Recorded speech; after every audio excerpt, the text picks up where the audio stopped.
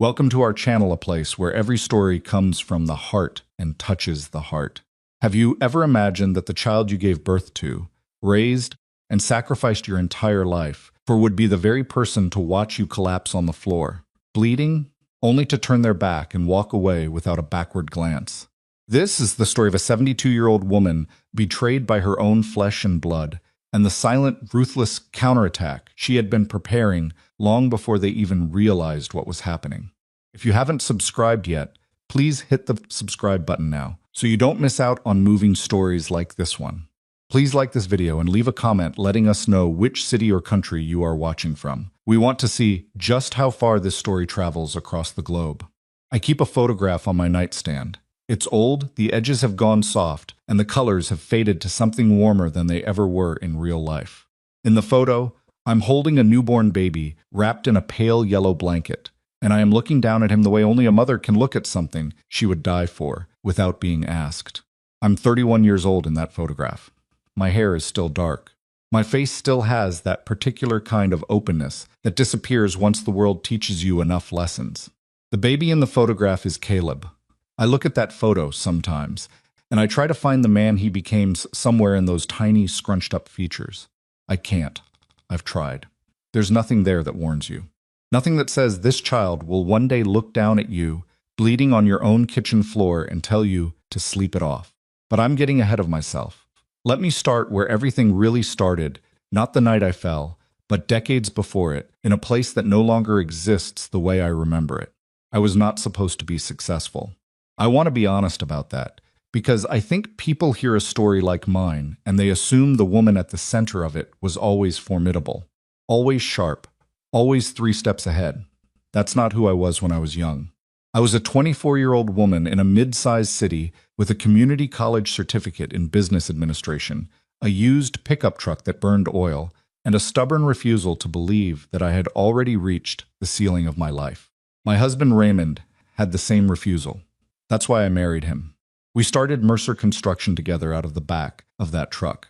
Raymond did the physical work, framing, roofing, site management. I did everything else. Bids, contracts, payroll, client calls, the bookkeeping I taught myself from library books, because we couldn't afford an accountant in the early years. We fought constantly. Not about love, we never doubted that. We fought about risk, about whether to take on that next contract, whether to hire that third crew, whether to buy the equipment outright or lease it. Raymond was cautious. I was not. I was usually right. I'm not saying that to sound proud. I'm saying it because it matters for what came later, because the people who eventually decided I was too old and too fragile to manage my own life were people who had never watched me build anything. By the time we sold the company, Caleb was in his early 30s, and we were in our late 60s. The sale was quiet. We didn't throw a party or take a trip.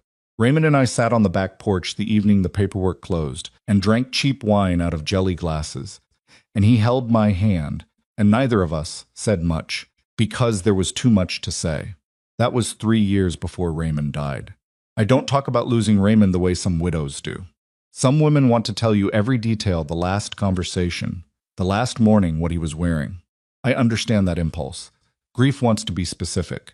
It wants to hold on to the small things, because the big things are too large to hold. For me, the hardest part wasn't the funeral, or the first holidays, or the empty side of the bed. The hardest part was the silence that settled into the house about 6 months afterward, when everyone had gone back to their own lives, and the sympathy casseroles had stopped coming. And I was just a 71-year-old woman alone, in a 4-bedroom house, with very good bones, and no one to talk to over dinner. I started calling Caleb more. I'm not ashamed of that. He was my son.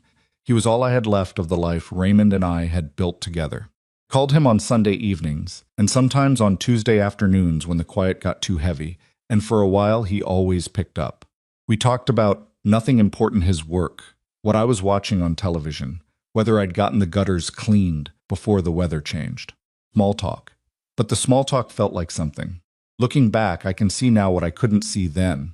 I was lonely enough to miss the warnings. Caleb had a business of his own, a mid-scale construction supply company that he had built up over about 8 years. He'd always been charming, my son. Good with people in the way that some people are naturally good with people, easy in a room, the kind of man who made clients feel like they were talking to a friend rather than a vendor. That charm had taken him far. What the charm couldn't fix was his judgment about money. I knew he'd had some difficult years. He mentioned it in pieces, the way someone mentions bad news when they don't want you to worry: a contract that fell through, a supplier dispute, a rough quarter that stretched into a rough year. I asked if he needed help. He always said no. He said it the way proud men say no, quickly and with a tone that made clear the conversation was over. I accepted that. I shouldn't have, but I did. His wife, Marissa, was a different matter. I want to try to be fair about Marissa, because fairness matters to me even when the person in question doesn't deserve it. She wasn't a cartoon villain. She wasn't cruel for sport. She was a woman who had grown up without much and had decided, somewhere along the way, that the solution to financial insecurity was to secure herself to someone else's financial stability, and that this was simply practical rather than predatory. The problem was that her definition of someone else's stability had, over the years, expanded to include mine. The first time I really felt it was at a family dinner about 2 years before everything fell apart. Nothing dramatic happened. There was no confrontation. It was more like a current in the room, the way Marissa kept steering the conversation toward my house, how much it was worth, whether the neighborhood had appreciated what I planned to do with it. Small questions, friendly questions, the kind you only recognize later as reconnaissance. "Have you thought about downsizing?" she asked, pouring herself more wine. "Now that it's just you? Something smaller might be so much easier." "I built this house," I said. "I'm not in a hurry to leave it." She smiled and changed the subject, but she had noted the answer. They moved in 14 months after Raymond died. I want to be precise about that timeline, because I think precision matters. 14 months. Raymond wasn't even gone for 2 years. I was still learning to sleep through the night, without reaching for a hand that wasn't there. Still figuring out which bills he had handled that I now needed to find. Still tripping over his reading glasses on the coffee table, because I couldn't bring myself to move them. Caleb called one Sunday evening and said they'd hit a wall. The business was struggling worse than he'd let on. They were behind on their mortgage. They just needed a little time, a few months, maybe 6, to get things sorted. "You have the room, Mom," he said, "and it would be good for you. You wouldn't be so alone out there." That last part was what got me. Not the financial logic, not the request itself. The suggestion that this was something being offered to me, not asked of me. That I was the one who would benefit. I said yes. I said yes because I was lonely, and because he was my son, and because I had spent decades providing for that boy, and providing felt natural to me, as natural as breathing. I said yes because I thought 6 months meant 6 months. It didn't. The changes were gradual. That's the thing people understand about this kind of situation. Because I think from the outset assumed that a woman who built a business from nothing would have seen it coming and stopped it. And maybe a less lonely version of me would have. But grief has a way of softening the edges of your alertness. You're so grateful for the presence of another person in the house that you accept things you wouldn't have accepted before. And by the time you've accepted enough small things, you've already lost ground you don't know how to get back. The first thing was the kitchen. Marissa reorganized it about 3 weeks after they moved in. I came downstairs one morning to find that everything had been moved, not just rearranged, relocated. The things I used every day had been shifted to the higher shelves or tucked into the back of cabinets. When I mentioned it, she said she was just trying to make better use of the space, said it with such breezy confidence that I felt vaguely ridiculous for bringing it up. Then it was the living room furniture. Then it was the cable package. They switched it to a different plan, without asking me, said the one I had been paying for was wasteful. Then it was the thermostat. Then it was the Sunday dinners I had always spent how I chose, which slowly became mandatory family evenings where I sat in my own dining room feeling like a guest. And then sometime around the 5th month, the month that had been the last month of our original agreement, the conversation about my bedroom happened. Caleb came to me on a Thursday evening, serious-faced, reasonable-toned, the way he got when he had rehearsed what he was going to say. "Marissa and I have been talking," he said. "The room we're in, it's just not big enough. The office we need, the storage, that's my bedroom, Caleb." "I know, Mom, but your room down the hall is perfectly. That's the guest room. It's half the size. It has its own bathroom." I looked at my son for a long moment. He met my eyes without flinching, And something cold moved through me then, not anger, not yet. Something older than anger. Recognition. No, I said. He didn't argue. Not that night. But 2 weeks later, while I was at a doctor's appointment, they moved my things into the guest room. When I came home, my dresser, my nightstand, my reading chair, everything I had chosen for that room, everything that had been mine and Raymond's was lined up in the smaller room at the end of the hall. My bedroom door was closed. I could hear Marissa on the other side of it, moving things around. I stood in the hallway for a long time. I did not cry. I want to be clear about that. I didn't cry. I was too angry for tears. And underneath the anger, something else was shifting, something quiet and calculating that I hadn't felt in years. Part of me that used to sit across a table from contractors twice my size and negotiate until I got exactly what Mercer Construction needed. That part of me had been sleeping. It woke up in that hallway. But I wasn't ready yet. I made a mistake that evening, one I have thought about many times since. Instead of acting on that cold, clear anger, I retreated. I went into the small room and I sat on the edge of the guest bed, and I told myself I needed to think before I moved. That restraint probably saved me in the long run.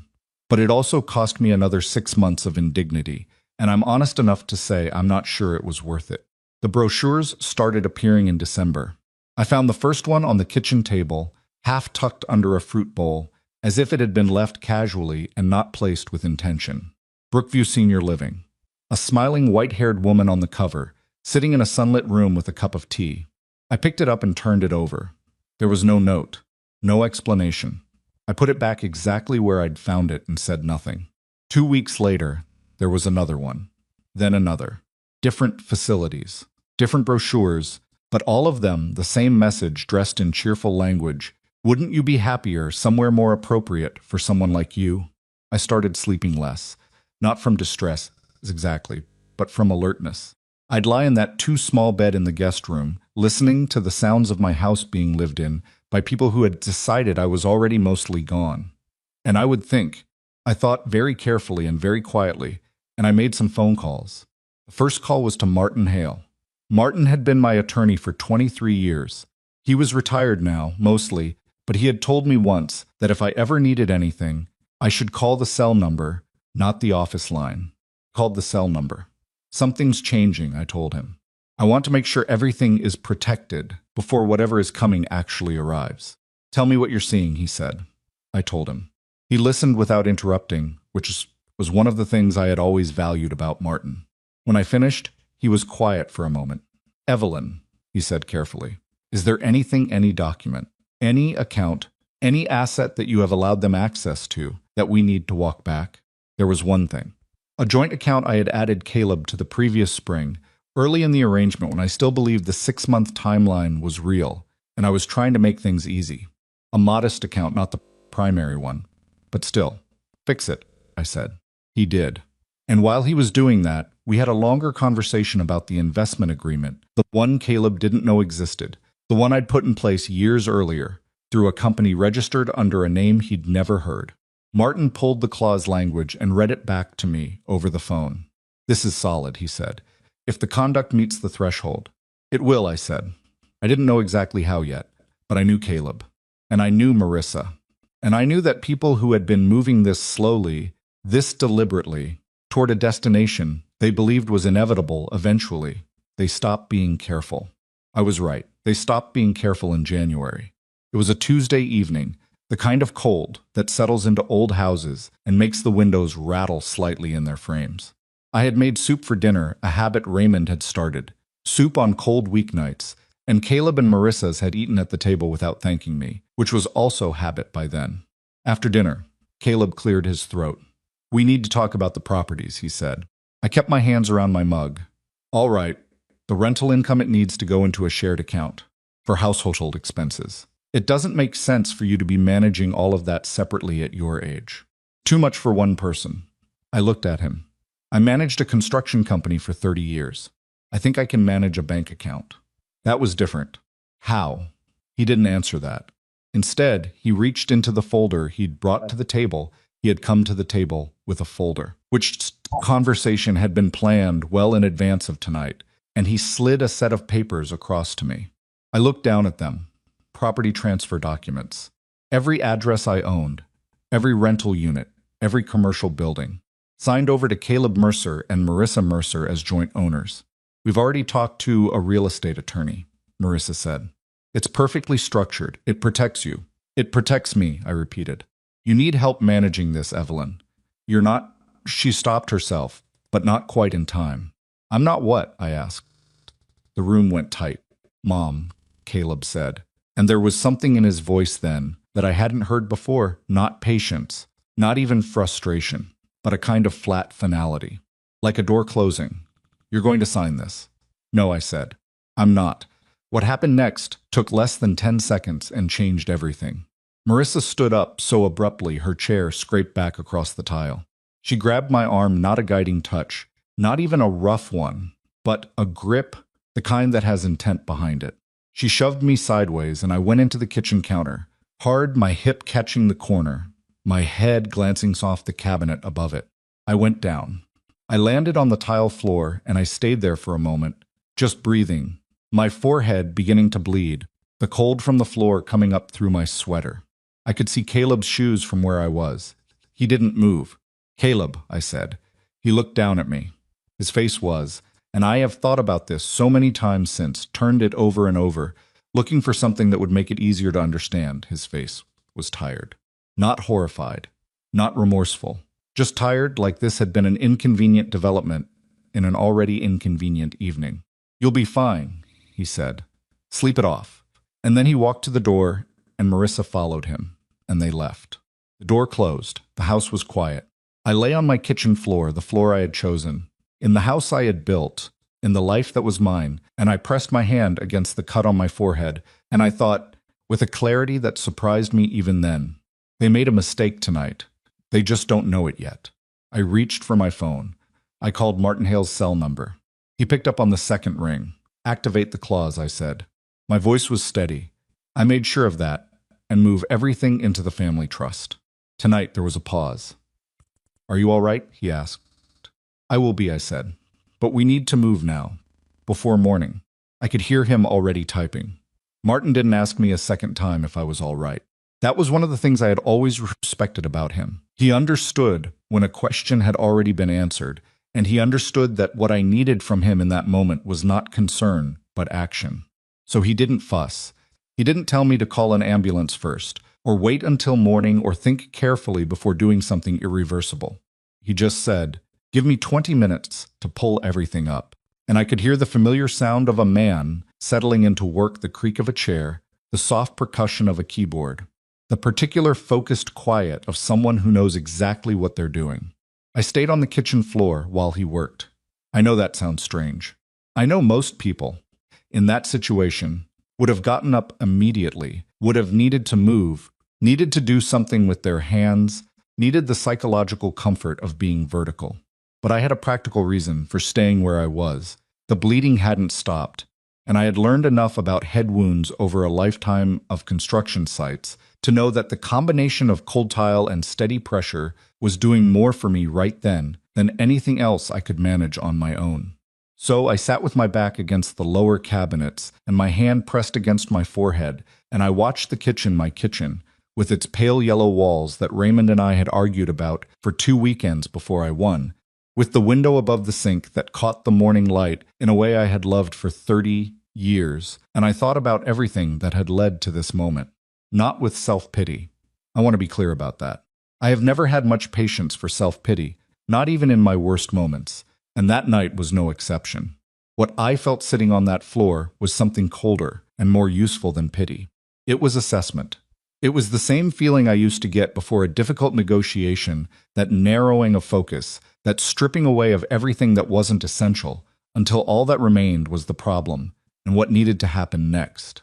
The problem, my son and his wife had just assaulted me in my own kitchen and walked out of my house believing they had already won. What needed to happen next? They needed to find out exactly how wrong they were. Martin came back on the line after about 18 minutes. Okay, he said. The trust documents are here. Walk me through which properties you want moved first. All of them, I said, every address. Nothing left outside. He paused, just briefly. Evelyn, once this is structured as irrevocable, I know what irrevocable means, Martin. Another pause. Right, he said. Of course you do. Starting with the commercial properties on Delfield Avenue, start wherever makes the most sense legally. You know what you're doing. Just move fast. He moved fast. While he worked, I finally got myself off the floor. It took more effort than I wanted to admit, not because of the fall, exactly, but because 72-year-old knees on cold tile are an indignity regardless of the circumstances.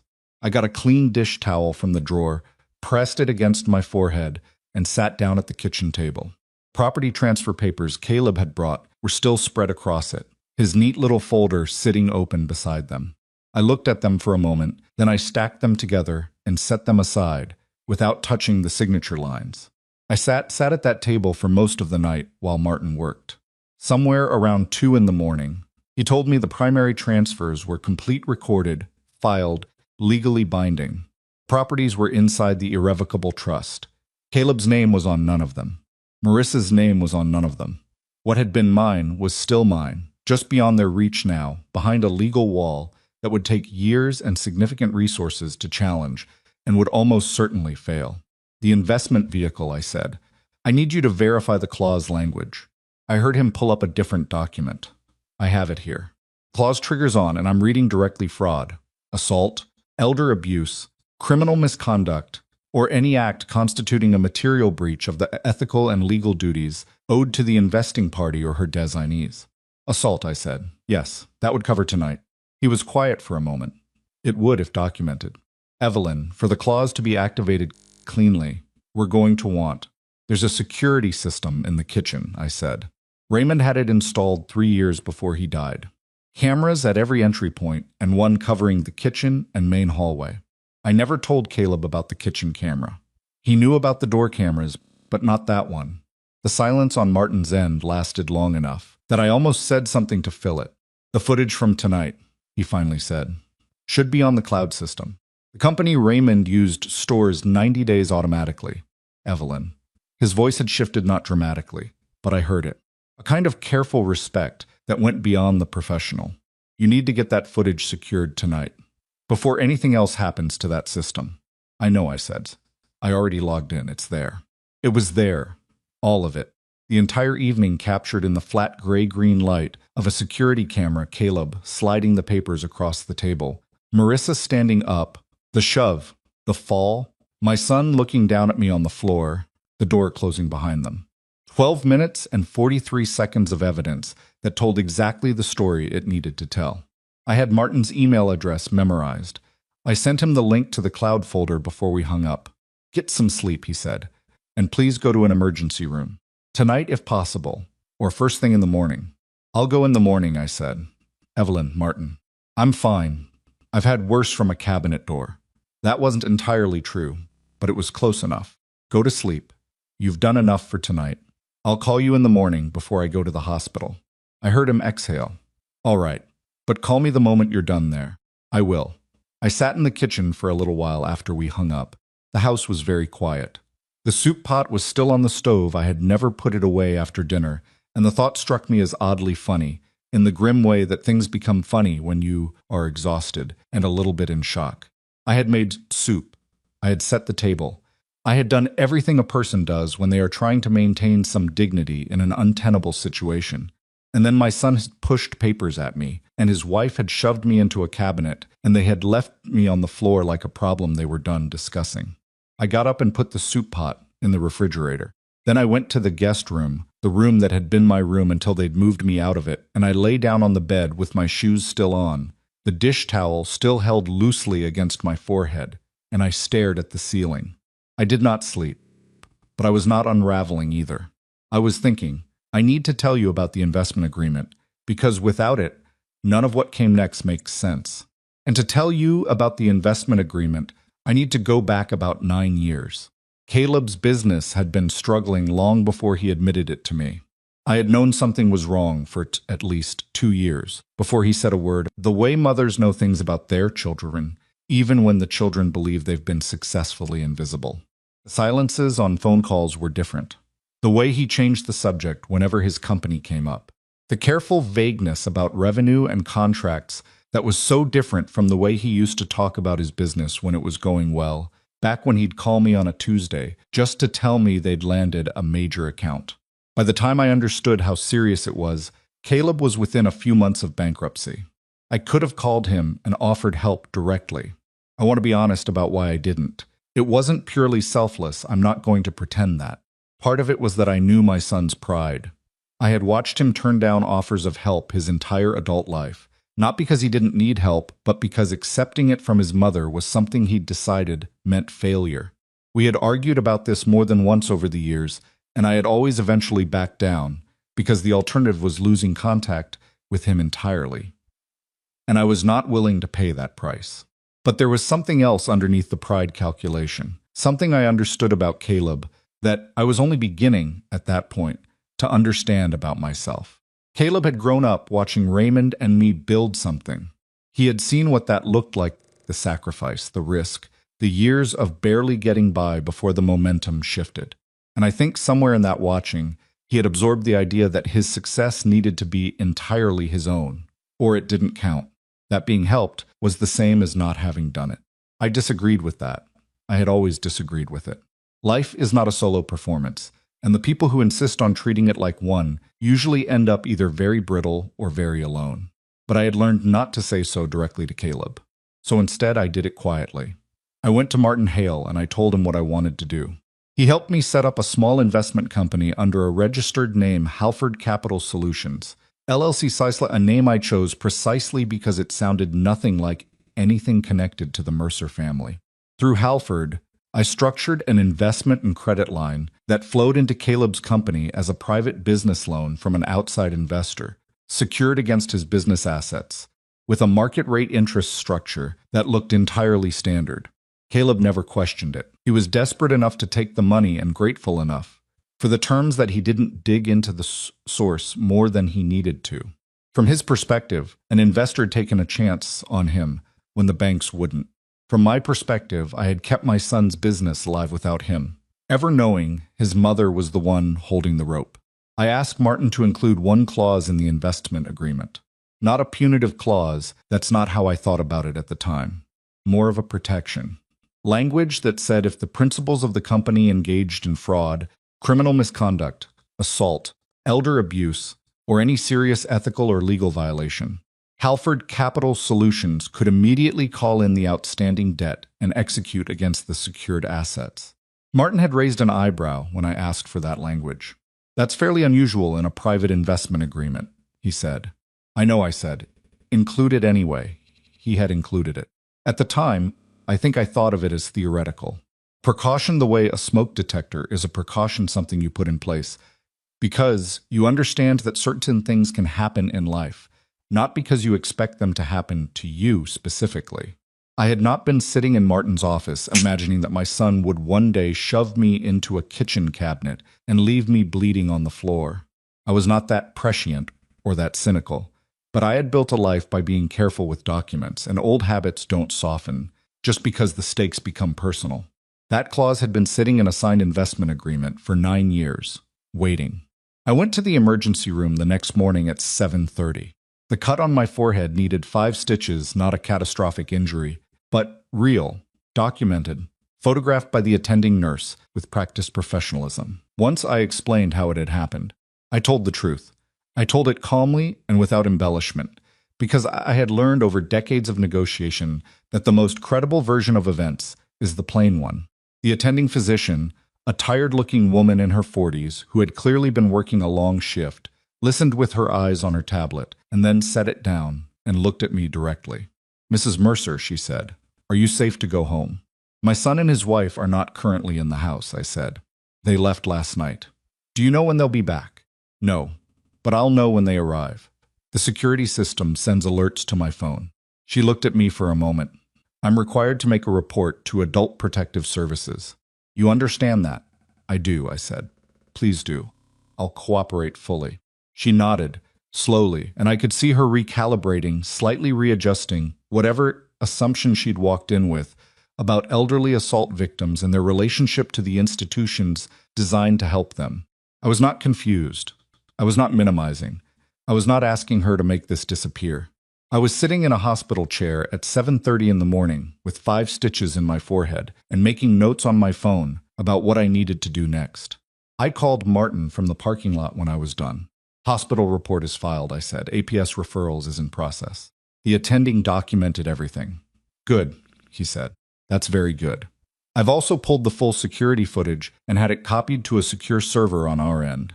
Nothing depends on their cloud account anymore. The investment clause, I said. Can we activate it? With what we have, the footage, the medical documentation, the hospital report, yes.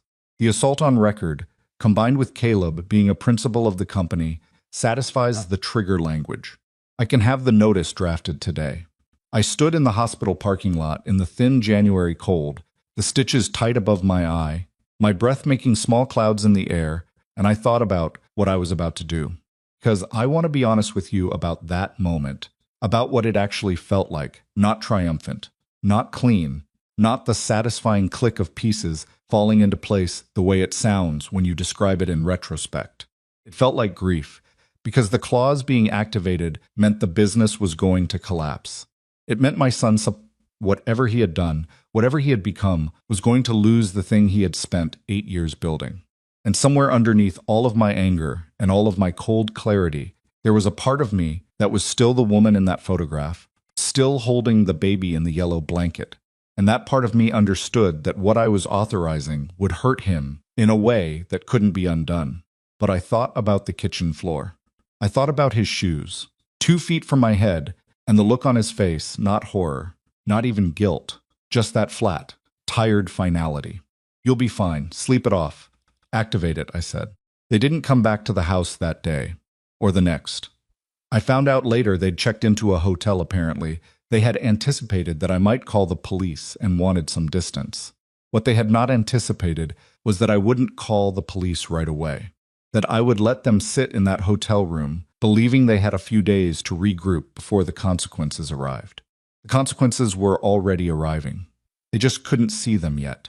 On the morning of the 3rd day, Caleb's business manager, a man named Gerald, who had worked for the company for 6 years and whom I had met exactly twice, both times at company functions, called Caleb at the hotel to tell him that all of the company's operating accounts had been frozen by order of the investment vehicle holding the secured debt. I know what was said in that hotel room because Caleb told me later in a different kind of conversation than either of us expected to ever have. He said he thought at first it was a banking error.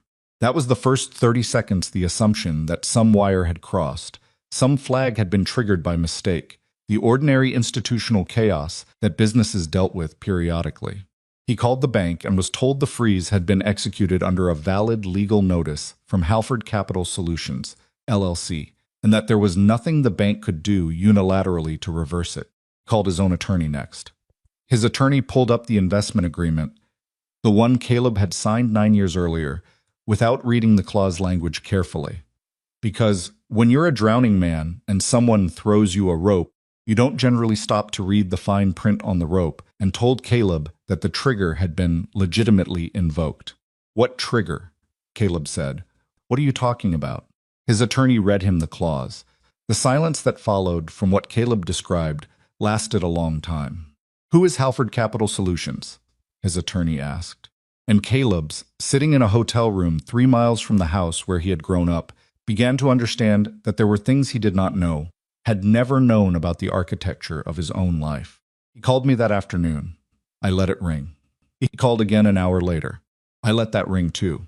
I was not being cruel, I was being careful. Because I knew Caleb, and I knew that when he was frightened and cornered, his first impulse was to manage the situation, to find the right words, the right tone, the right emotional lever to pull. He had done it his whole life. He was charming, my son, and charm deployed in a crisis is a very particular kind of weapon. I was not going to let him use it on me before I was ready. I needed to let the situation fully develop before I engaged with him. I needed him to have no more room to maneuver than I had been given on that kitchen floor. So I waited. The next call came the following morning. This time, it wasn't from Caleb. Marissa called from a number I didn't recognize, probably a hotel phone. Probably because she suspected I'd blocked her cell. I picked up because I didn't recognize the number, and for a half second, I thought it might be someone from Martin's office. Evelyn. Her voice was different than I'd heard it before. The ease was gone from it, that particular social lubrication she applied to everything. The tone that always made you feel like you were being slightly managed, even during ordinary conversation. What was left underneath it was something rawer and less controlled. Fear, I thought. Or something adjacent to fear. I need to talk to you. Caleb's business something has happened, and we need to... I know what happened, I said. A pause. You know. Yes. Then you know it's Evelyn. This is going to destroy everything. Company, everything he's built, everything we... She stopped. Recalibrated. When she spoke again, the tone had shifted, slightly softer, more careful. We made a mistake the other night. It got out of hand, and I know it shouldn't have happened that way. And I am so sorry. And if we can just... Marissa, I said. Sit down and talk about this. Figure out some kind of arrangement that works for everyone, because there's no reason this has to. Marissa. She stopped. I want you to listen to me very carefully, I said. Because I'm going to say this once, and I am not going to repeat it. What happened the other night was recorded by the security camera in my kitchen. The footage has been given to investigators. My medical documentation has been filed with the hospital and with Adult Protective Services. My attorney has activated a clause in an investment agreement that your husband signed 9 years ago, which means the debt against the business assets has been called in, and the accounts will remain frozen until that debt is resolved. The properties you were planning to transfer into your names were moved into an irrevocable trust before you left the house that evening. The transfer papers you brought to my kitchen table are worthless. The silence on her end was total. What you should do right now, I said, is stop calling me and start talking to your attorney. Because the conversation you want to have with me is not one I'm available for. Not today. Not this week. Possibly not ever. I hung up. My hand was shaking slightly when I set the phone down. I noticed that, and I sat with it for a moment, not embarrassed by it, just honest about it. Because I want to be honest about this part too. I was not made of stone. Every bit of that conversation had cost me something. Even delivered from a position of strength. Even knowing I was right. She was still a person I had sat across from at holiday dinners. Caleb was still a person I had held when he was small and sick and frightened, and the whole world to me. You can be right and still pay a price for it. Those things are not mutually exclusive. Anyone who tells you otherwise has never had to be right about something they didn't want to be right about. I poured myself a glass of water and stood at the kitchen window, the one above the sink, the one that caught the morning light, and I looked out at the backyard where the grass was brown from the winter, and the old oak Raymond had planted the year we moved in was bare against a gray sky. I had stood at this window 10,000 times.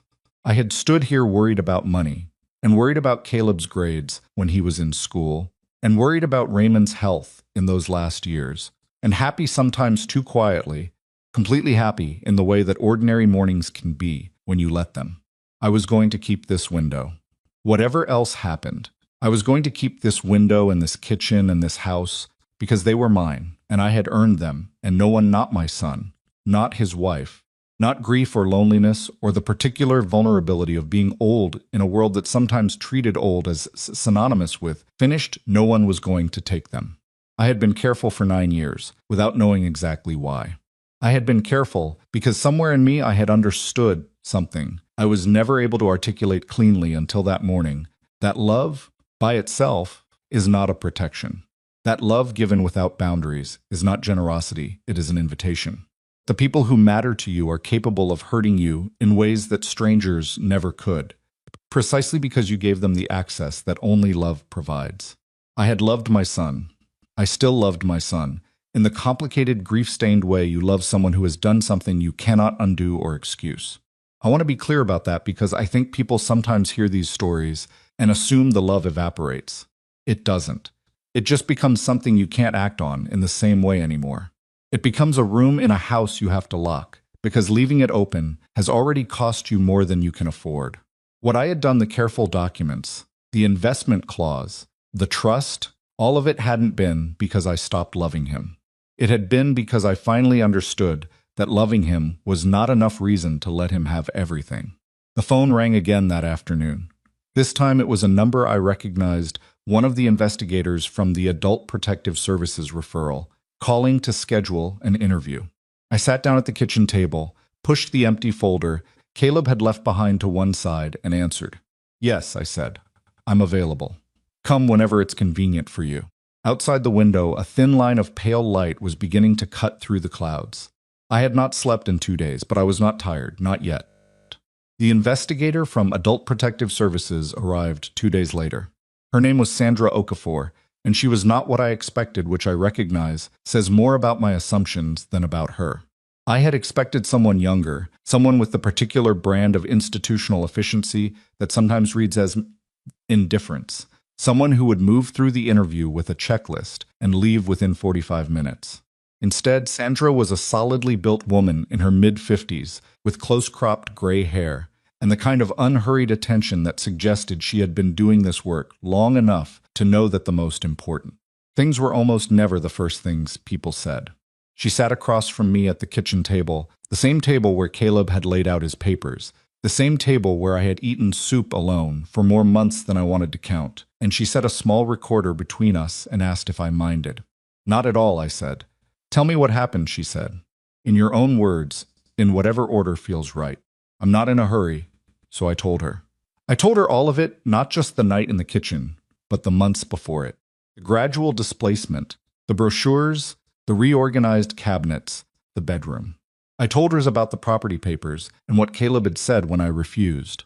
Told her about Marissa grabbing my arm, the counter, the floor, the 5 stitches above my eye that were still pulling slightly at the skin when I turned my head too fast. I told her about my son looking down at me and saying what he said, and then leaving. Sandra took notes by hand, which surprised me. A small spiral notebook, the kind you can buy anywhere. With a pen, she clicked absently while I talked. She didn't interrupt. When I finished, she looked down at her notes for a moment before she looked back up at me.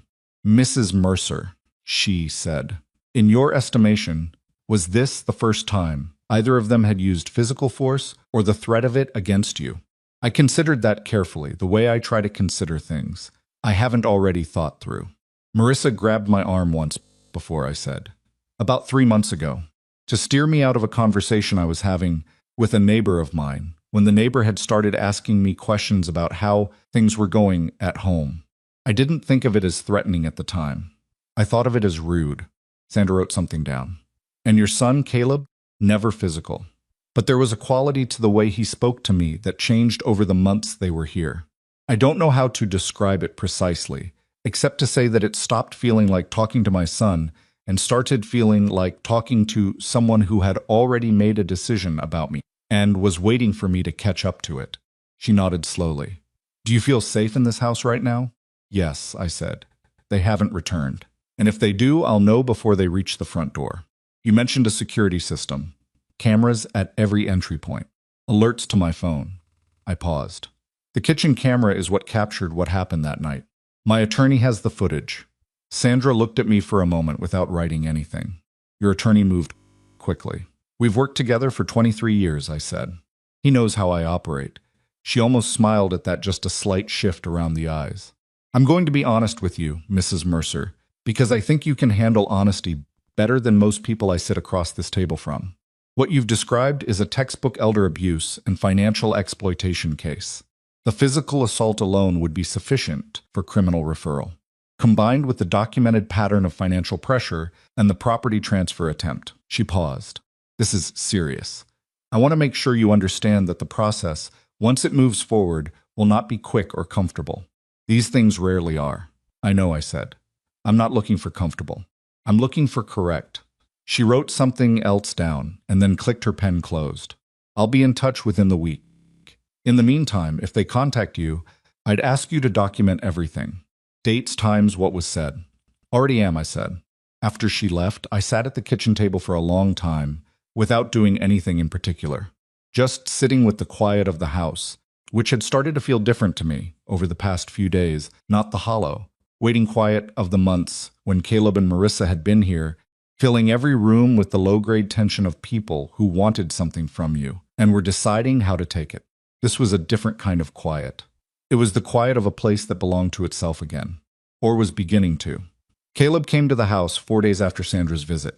He didn't call first, Cholmiki expected the call would be declined, which was accurate, and had decided that showing up in person gave him an advantage he couldn't get over the phone.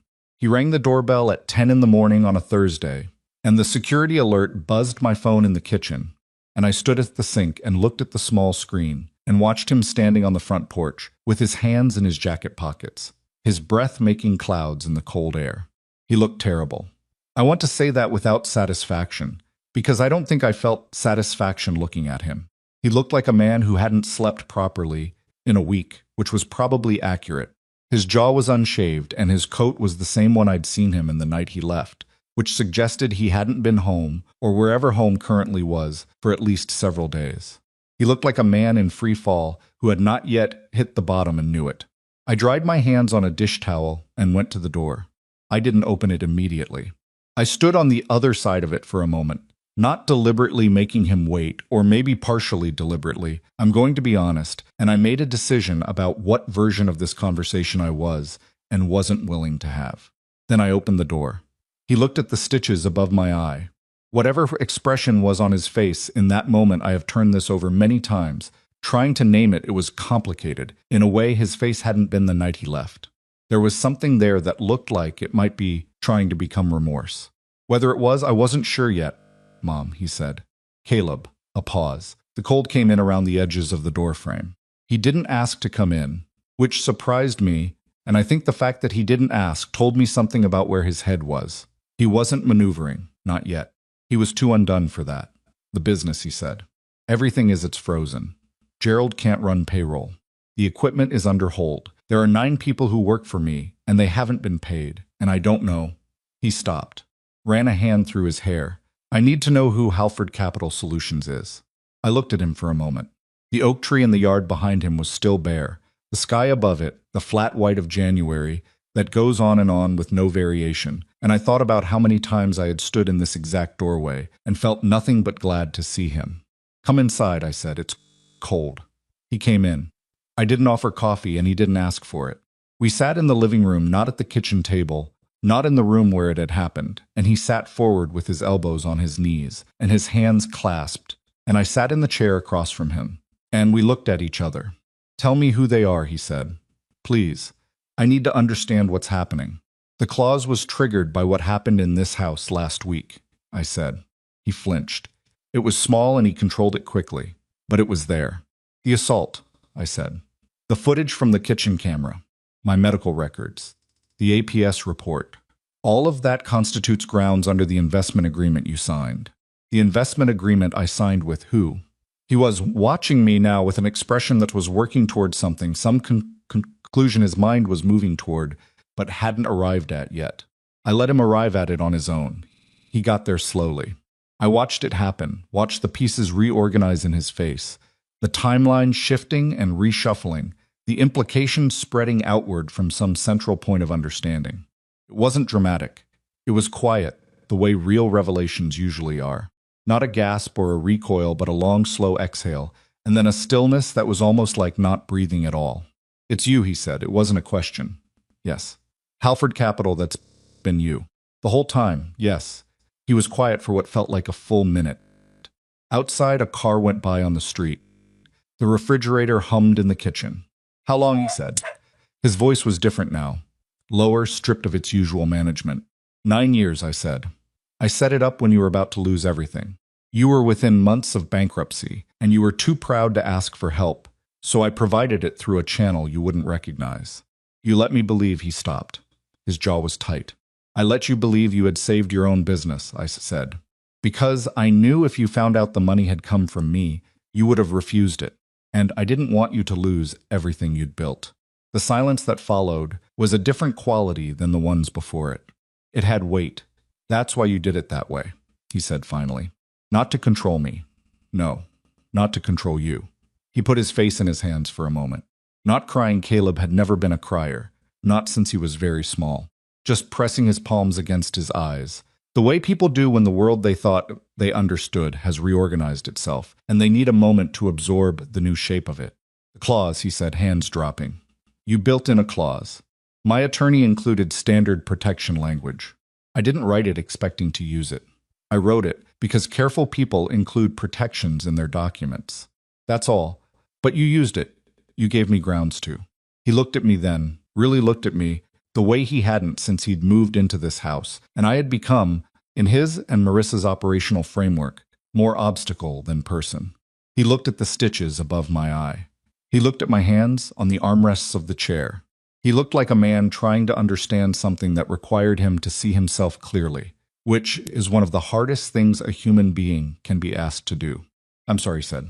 The words sat between us. I didn't rush to respond to them, because I have learned over 72 years that words offered in extremity, when a person has run out of options and the consequences are actively arriving, require more scrutiny than words offered freely. That doesn't mean they're always insincere, but it means you can't take them at face value in the same way. I know you are, I said. I believe you mean that right now. But Caleb, what I'm not able to do is let what you mean right now be the end of the conversation. Not after what happened in my kitchen. Not after the brochures. Not after moving me out of my bedroom. Not after a year and a half of being managed out of my own life in my own house. He didn't argue with that. Whatever I had expected from this conversation, that surprised me that he sat there and absorbed it without deflecting, without the smooth pivots I had watched him make his entire adult life when a conversation went somewhere uncomfortable. What happens now, he said. That depends largely on investigators and attorneys. Not on me, I said. I've told you what I know and what I did. The rest is moving on its own. He sat with that for a moment. And Marissa? I looked at him. What about her? Is there anything? He stopped. Tried again. She's scared. She called me after she talked to you. She's Caleb. I said his name the way I used to say it when he was 15, and trying to talk his way out of something he knew better than to have started. The tone hadn't changed much in 57 years. I am not the person Marissa should be talking to right now, and you shouldn't be trying to broker that conversation. He was quiet again. You should go, I said. You need to focus on your own situation. Talk to your attorney. Be honest with them, completely honest, not strategically honest. Whatever happens next, the only thing that gives you any ground to stand on is the truth, told cleanly and completely. He stood. He didn't look like a man who'd gotten what he came for, but he also didn't look like a man who expected to. He looked like someone who had arrived hoping for one thing and found something more complicated and less comfortable, but maybe more real. At the door he stopped. She made me believe it was the right thing, he said. Property transfer, that she had it all laid out like it was logical, like it was what was best for everyone. I looked at him for a long moment. I know, I said. I believe that too. He left. I closed the door, and I stood in my hallway, and I let myself feel all of it. The complicated wreckage of that conversation, and what it meant and what it didn't mean for about 30 seconds. Then I went back to the kitchen, because there was still work to do. The next several weeks moved in a way that felt both very slow and very fast. The way time moves when you are waiting for institutional processes to unfold, and there is nothing you can do to accelerate them, but you also can't stop thinking about them. Martin updated me every few days. The debt call on the business was proceeding through proper channels. The assets securing the investment agreement, the equipment, the commercial vehicles, the inventory were under legal hold pending resolution of the outstanding debt. Caleb's attorney had reached out to Martin's office to explore whether there was any settlement path that would allow partial resumption of operations, and Martin had told me about it and asked how I wanted him to respond. Tell them we'll discuss it when the criminal matter is resolved, I said. Not before. That could take... I know how long it could take, Martin. He sighed. All right. How is Gerald doing? I asked. Gerald, Caleb's business manager, had been in my mind since Caleb had mentioned him. 9 employees. People with mortgages and families who had shown up to work every morning without knowing that the company they worked for was operating on borrowed time that had run out. He's working with the legal team to wind down operations in an orderly way, Martin said. Employee final paychecks are protected under state labor law. Those will go out regardless of what happens with the frozen assets. It's not nothing. It's not enough, I said. No, he agreed. It's not. I sat with that. I thought about those 9 people, and I thought about what it meant to build something, a business, a livelihood, a daily life that depended on something being there every morning when you showed up and to have it collapse because this person at the top had made choices that had nothing to do with the quality of your work. I thought about Raymond and what he would have said about any of this. Raymond would have been devastated about Caleb. I have no illusions about that. He loved his son fiercely and completely, and the knowledge of what Caleb had become would have broken something in him that might not have healed. But Raymond was also a practical man, and a fair one, and I believe he would have made the same choices I made. I believe he would have understood that protecting yourself from harm is not the same as not loving the person causing it. I believe that. I need to believe that. On some nights, it's harder than others. Then they came to the hospital. That was what I had not anticipated. And I want to be careful about how I tell that part, because I think the telling of it matters, because this was the moment that changed the shape of everything, that took what had been a painful but controlled situation and revealed it to be something more orchestrated and so cynical than I had allowed myself to fully believe. I had a follow-up appointment with my physician, a routine visit to check the healing of the stitches and discuss some blood pressure medication adjustments that had nothing to do with what had happened at the house. Martin knew about the appointment because I had mentioned it in passing during one of our updates. No one else should have known. I still don't know how they found out. Caleb's best explanation later was that Marissa had gone through his phone and found a text he'd received from me confirming the date of an appointment I had mentioned it. When I returned his call after our living room conversation, telling him I couldn't talk at a particular time because of a doctor's visit, Marissa had seen that, noted the date, and made a calculation. They were both there when I came out of the appointment.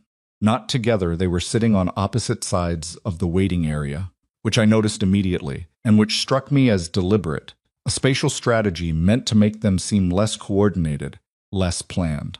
Caleb stood when he saw me. Marissa stood a beat after him, and she looked different than she had the night of the kitchen, her hair pulled back, her clothing simple and dark, none of the careful put-togetherness she usually maintained. Whether that was calculation or genuine distress, I couldn't entirely tell, and I have thought about it since without arriving at a definitive answer. "We need to talk," Caleb said. My physician's nurse was still standing nearby, finishing notes on her tablet. I glanced at her without being obvious about it, and she glanced back, and I could see her register the situation, the elderly patient, the two younger people appearing from opposite corners of a waiting room, the slight stiffening in my posture. "Mrs. Mercer," she said, "do you need a moment?" "I'm all right," I said. "Thank you, Sheila." I turned to Caleb. "This isn't the place." "You won't take my calls," he said. He was keeping his voice low, but it was the lowness of effort, not of calm. We need to talk about what's happening. "Marissa needs what I need," Marissa said, stepping forward, and her voice was different than it had been on the phone. Less afraid, more controlled, and under the control, something else that I clocked immediately and couldn't entirely name is for us to sit down like adults and work this out before it becomes something none of us can take back. I looked at her. It became something none of us can take back in my kitchen 3 weeks ago. She had a folder. I noticed it in her hand then, because she shifted her grip on it slightly, at what I said a small movement, a reaction she wasn't quick enough to suppress. A manila folder, not thick, held with the casual ease of someone who wanted it to look like an afterthought. "There are some documents," she said. "We had an attorney draw them up, just to make things cleaner." To Marissa, I said. She stopped. "I want you to understand what I felt in that moment, because I think the feeling matters as much as the facts." I was standing in a hospital waiting room with 5 healing stitches above my eye and a blood pressure reading that my doctor had called a little elevated, which is understandable given what you've been through. And the woman who had shoved me into my kitchen counter was standing in front of me with a folder of documents and the composed expression of someone who had decided that the way through this was paperwork, that I was going to look at whatever was in that folder and feel the weight of the situation, my age, my isolation, my son standing nearby, and do what she expected me to do. I almost laughed. I caught it before it escaped, but it was close. "I'm not going to look at what's in that folder," I said. "And if you hand it to me, I'm going to give it directly to my attorney." Her composure cracked, just slightly, just at the edges. "If you'd just read Marissa." I said her name the way I said Caleb's, with a flatness that closed doors. "You assaulted me. You have been documented, reported, and recorded. An investigator from Adult Protective Services has interviewed me. The criminal referral has been made. Whatever is in that folder cannot change any of those facts. And I don't know who told you it could, but they were wrong. She looked at Caleb. He looked at the floor. I turned back to Caleb. I told you to talk to your attorney and be honest with them. Did you do that? He didn't answer immediately, which was an answer. Caleb. I waited until he looked at me. Whatever she's told you about how this can still be managed, you need to think very carefully about whether you believe her. Because what I see is a woman with a folder of documents in a hospital waiting room trying to get your mother to sign something while she's just left a doctor's appointment. Think about what that looks like. Think about what it is. Something moved in his face. Not resolution, not yet. Not then, but the beginning of a fracture. A small one, but real. Marissa saw it too. Her voice changed when she spoke again, sharper, faster. Caleb, don't. We talked about this. We agreed. What did you agree? I said, looking at him. He was quiet. Caleb. He stopped. His hands were in his pockets. He looked exhausted in a way that went beyond sleeplessness. He looked like a man who had been carrying a version of events that was getting too heavy to hold in the shape he'd been given it. She said, if we got you to sign a revised arrangement, something more cooperative, it might show good faith, that it might help with the criminal charge, I said. He didn't say yes. He didn't have to. I stood in the hospital waiting room, and I understood completely and finally what I was looking at. This hadn't been a reconciliation attempt. It hadn't been Caleb finding his conscience and coming to me. The visit to my house, the conversation in the living room that had been strategy. Marissa's strategy, executed through my son, aimed at producing exactly what they'd tried to get the night of the kitchen. My signature on something that would reduce the legal exposure they were both now facing. The living room conversation hadn't broken through anything in Caleb. He hadn't come to me because something in him had shifted. He had come because Marissa had told him to. And I had let myself believe otherwise because he was my son, and because I wanted to believe otherwise. And that belief had almost cost me exactly what they'd been after. Let me be very clear, I said. My voice came out steadier than I felt, which I was grateful for. I am not signing anything. I am going to walk out of this building and call my attorney on the way to my car. Whatever documents are in that folder will be forwarded to investigators along with an account of this conversation. And I want both of you to understand something not as a threat, but as a fact. What you're doing right now, trying to get me to sign legal documents while under the stress of a medical visit, has a name, called coercion.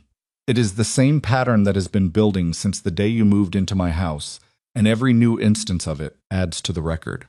Marissa opened her mouth. Don't, I said. She closed it. I picked up my bag. Caleb, if you have anything genuine you want to say to me, you can say it through Martin Hale's office. That's the only channel I'm available through right now. I walked to the exit. My heart was going faster than I wanted it to. That's the truth. I'm telling you the truth about all of it. And the truth is that my heart was hammering and my hands were not entirely steady. And I pushed through the hospital door into the January cold, and I stood on the sidewalk for a moment, just breathing before I reached for my phone. I called Martin. They came to the hospital, I said. A very short silence. Tell me everything. I told him everything. The folder, what Caleb had said about showing good faith, Marissa's composure, and the way it cracked. Martin listened, and I could hear the quality of his listening change partway, through becoming more alert, more pointed. This changes the calculus on a few things, he said, when I was done. I know. The approach to the hospital documenting that is important. The coercive element, the timing relative to the medical appointment. I know, Martin, Evelyn. He paused. I want you to go home. Lock the doors. Don't open them without knowing who's on the other side. And eat something. I don't think you're eating enough, and I'm not your doctor, but I'm telling you anyway. Despite everything, I almost smiled at that. You've been my attorney for 23 years, and you've never once told me to eat something. I've wanted to, he said. Go home. I went home. I made soup again, because it was what I knew how to make when everything else was out of my control. Because some habits are not about the food, and I sat at the kitchen table, and I tried to think clearly about Caleb, about who he actually was, underneath the months of Marissa's architecture, and the years of his own avoidances, and the complicated story of a son and a mother who had loved each other imperfectly and largely across a distance, that neither of them had been entirely honest about. I thought about the fracture I had seen in his face at the hospital. That small, genuine breaking in the moment before Marissa had snapped him back. I thought about whether it meant anything. I didn't come to a conclusion that night. I'm not sure I have come to one entirely, even now. What I know is that people are not simple, not even the ones who have hurt you, not even the ones who stood over you while you bled and chose to walk away. People are the accumulation of every choice they made when no one was watching, and every fear they never addressed, and every convenience they took when it was offered. And those accumulations do not resolve into something clean just because the consequences have arrived. What I also know is that understanding a person is not the same as excusing them. You can hold both truths that your son is a complicated human being who made catastrophic choices partly under the influence of someone who shaped those choices deliberately, and that he is still responsible for every one of them. You can love someone and know that love is no longer sufficient to protect you from them. You can grieve what you lost without pretending you didn't lose it. I ate my soup. The kitchen window was dark. It was evening by then, the thin winter light long gone, but I knew the yard was there behind the glass, and the bare oak tree, and the ordinary ongoing world that had not stopped or slowed for any of this. That was its own kind of comfort, I found. Not the comfort of reassurance, but the comfort of permanence. Things go on. Even the terrible things eventually become part of the structure of a life rather than the whole of it. My phone buzzed. A text from a number I didn't recognize. I looked at it for a moment before I opened it. This isn't over. You're making a mistake you don't understand yet. There are things you don't know. No name. But I knew. I took a screenshot and sent it to Martin. Then I put my phone face down on the table and finished my soup. She was right that there were things I didn't know. She was wrong that they were the things she thought they were. What I didn't know was the full extent of what investigators were already finding, the paper trail that went deeper and wider than the kitchen incident. The financial records that Martin's office had subpoenaed as part of the civil action, communications between Marissa and a third party that would surface over the following weeks and add dimensions to this story that I had not anticipated. I didn't know any of that yet. What I knew was that my house was quiet, and the soup was warm, and the properties were protected, and whatever was coming next, I was still standing. That was enough for tonight. The text message was the first thread. Martin forwarded it to Sandra Okafor at Adult Protective Services that same evening, along with flagging the hospital encounter and requesting that it be added to the active file. Sandra called me the next morning to confirm receipt and to tell me something I had not known until that moment, that the criminal referral had already moved further than I had realized. The APS file had been reviewed by the county prosecutor's office, which had requested the security footage directly from Martin's firm, and a detective from the Elder Abuse Unit had been assigned to the case. A detective, I said. Yes, Sandra said. Detective Rourke. He'll be reaching out to you directly within the next day or two. I wanted you to hear it from me first, so it didn't come as a surprise. I sat down at the kitchen table. How serious is this? Mrs. Mercer, she said carefully. The footage is very clear, and the pattern of conduct your file documents: the displacement, the financial pressure, the property transfer attempt, the assault, the hospital approach. That's not a single incident. That's a pattern. Prosecutors take patterns seriously. I was quiet for a moment. I had known this was the direction things were moving. I had been the one to set it in motion. But there is a difference between initiating something and hearing it described back to you by someone else in plain institutional language, and that difference has weight. All right, I said. Have Detective Rourke call me when he's ready. He called the following afternoon. He was younger than I expected, mid-30s, with a directness that I appreciated, and a habit of asking the same question two slightly different ways, which I recognized as a technique for checking consistency. I didn't mind it. I answered every question the same way twice, because the answers were the same, which is what happens when you're telling the truth. We talked for nearly 2 hours. He had already reviewed the footage. He told me, and the medical documentation, and the APS file.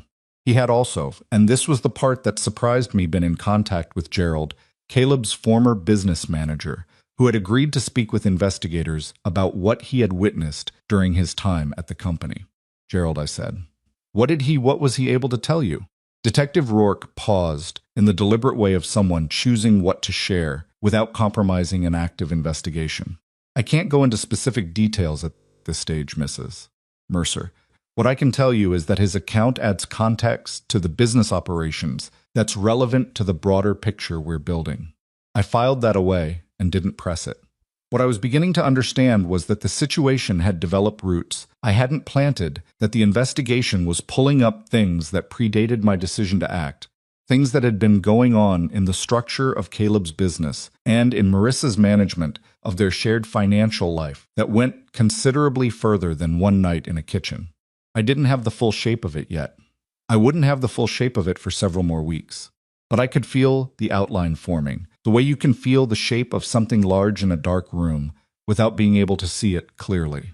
Martin called me on a Wednesday morning, about 10 days after the hospital encounter, with a different quality of urgency in his voice than I was used to hearing from him.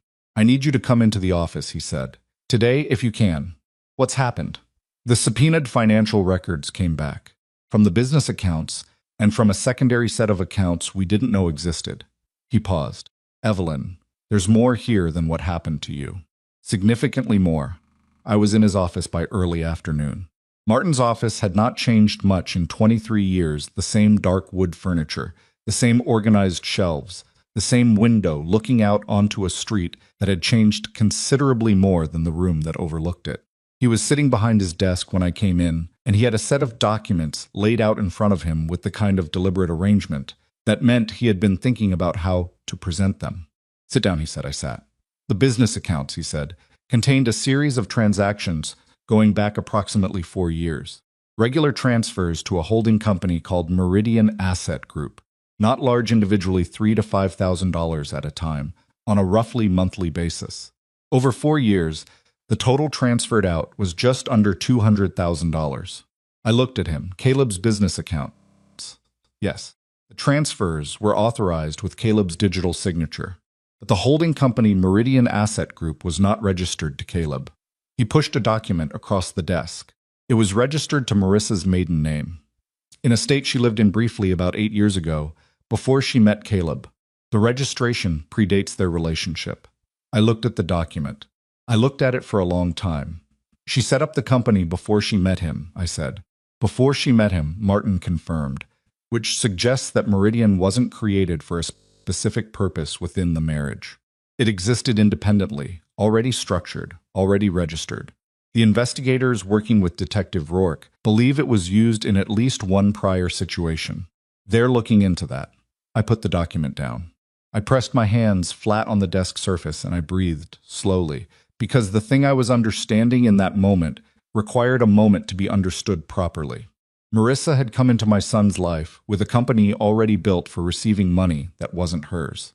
She had spent 4 years at minimum quietly moving money out of his business and into an account only she controlled, disguised within the regular operational transactions of a company that moved enough money monthly that $200,000 distributed carefully over 4 years would not have been obvious on a casual review. And my son, my proud, charming, financially overconfident son, who had spent those same 4 years believing he had built something real, and was simply having a streak of bad luck, had been as much a victim of her as I had. Differently, less visibly, with his own complicity layered over it in ways that complicated the picture. But a victim nonetheless. "Does Caleb know?" I said. "Not yet. Investigators will inform him in the context of their interview, which is scheduled for tomorrow. He's cooperating." His attorney reached out to the prosecutor's office last week. Martin paused. "He's cooperating fully." I sat with that. Caleb cooperating fully, not strategically, not with conditions, but fully meant something had broken open in him, or been broken open. Something the hospital conversation had started but hadn't finished, something that had finished in the days after, in whatever conversations he'd had with his attorney or with himself, in whatever room he was living in. I didn't feel satisfaction about that either. I want to be clear. None of this produced satisfaction. What it produced was a grief so complicated and layered, it didn't have a clean name. Grief for what Caleb had done to me. Grief for what had been done to him. Grief for the family we had been, and the family we no longer were, and the family we probably never fully were in the way I had told myself we were, even in the good years. "There's one more thing," Martin said. I looked up. He pushed another document across the desk. The secondary accounts. The ones we didn't know existed until the subpoena. He waited while I read the first page. A bank account in my name. Or rather in a name constructed to look like mine. Evelyn R. Mercer, with an address that was a variant of my actual address, opened approximately 14 months ago with a small initial deposit. The account had received several transfers from Caleb's business accounts over the past year, totaling, according to the document, a little over $40,000. I looked up at Martin. That account was not opened by you, he said. It wasn't a question. No, I said, it was not. Someone used your personal information, your social security number, a copy of your ID that may have been obtained during the period they were living in your house to open a fraudulent account in your name. The transfers from Caleb's business into that account would, if it became necessary, have provided a paper trail suggesting you had been receiving money from the business, creating the appearance of a financial relationship that could be used to challenge your mental capacity, your independent management of finances, or your credibility in any legal proceeding. I stared at the document. This was the end game, I said. It wasn't quite a question either. It appears to be part of it, Martin said carefully. The full picture is still being assembled.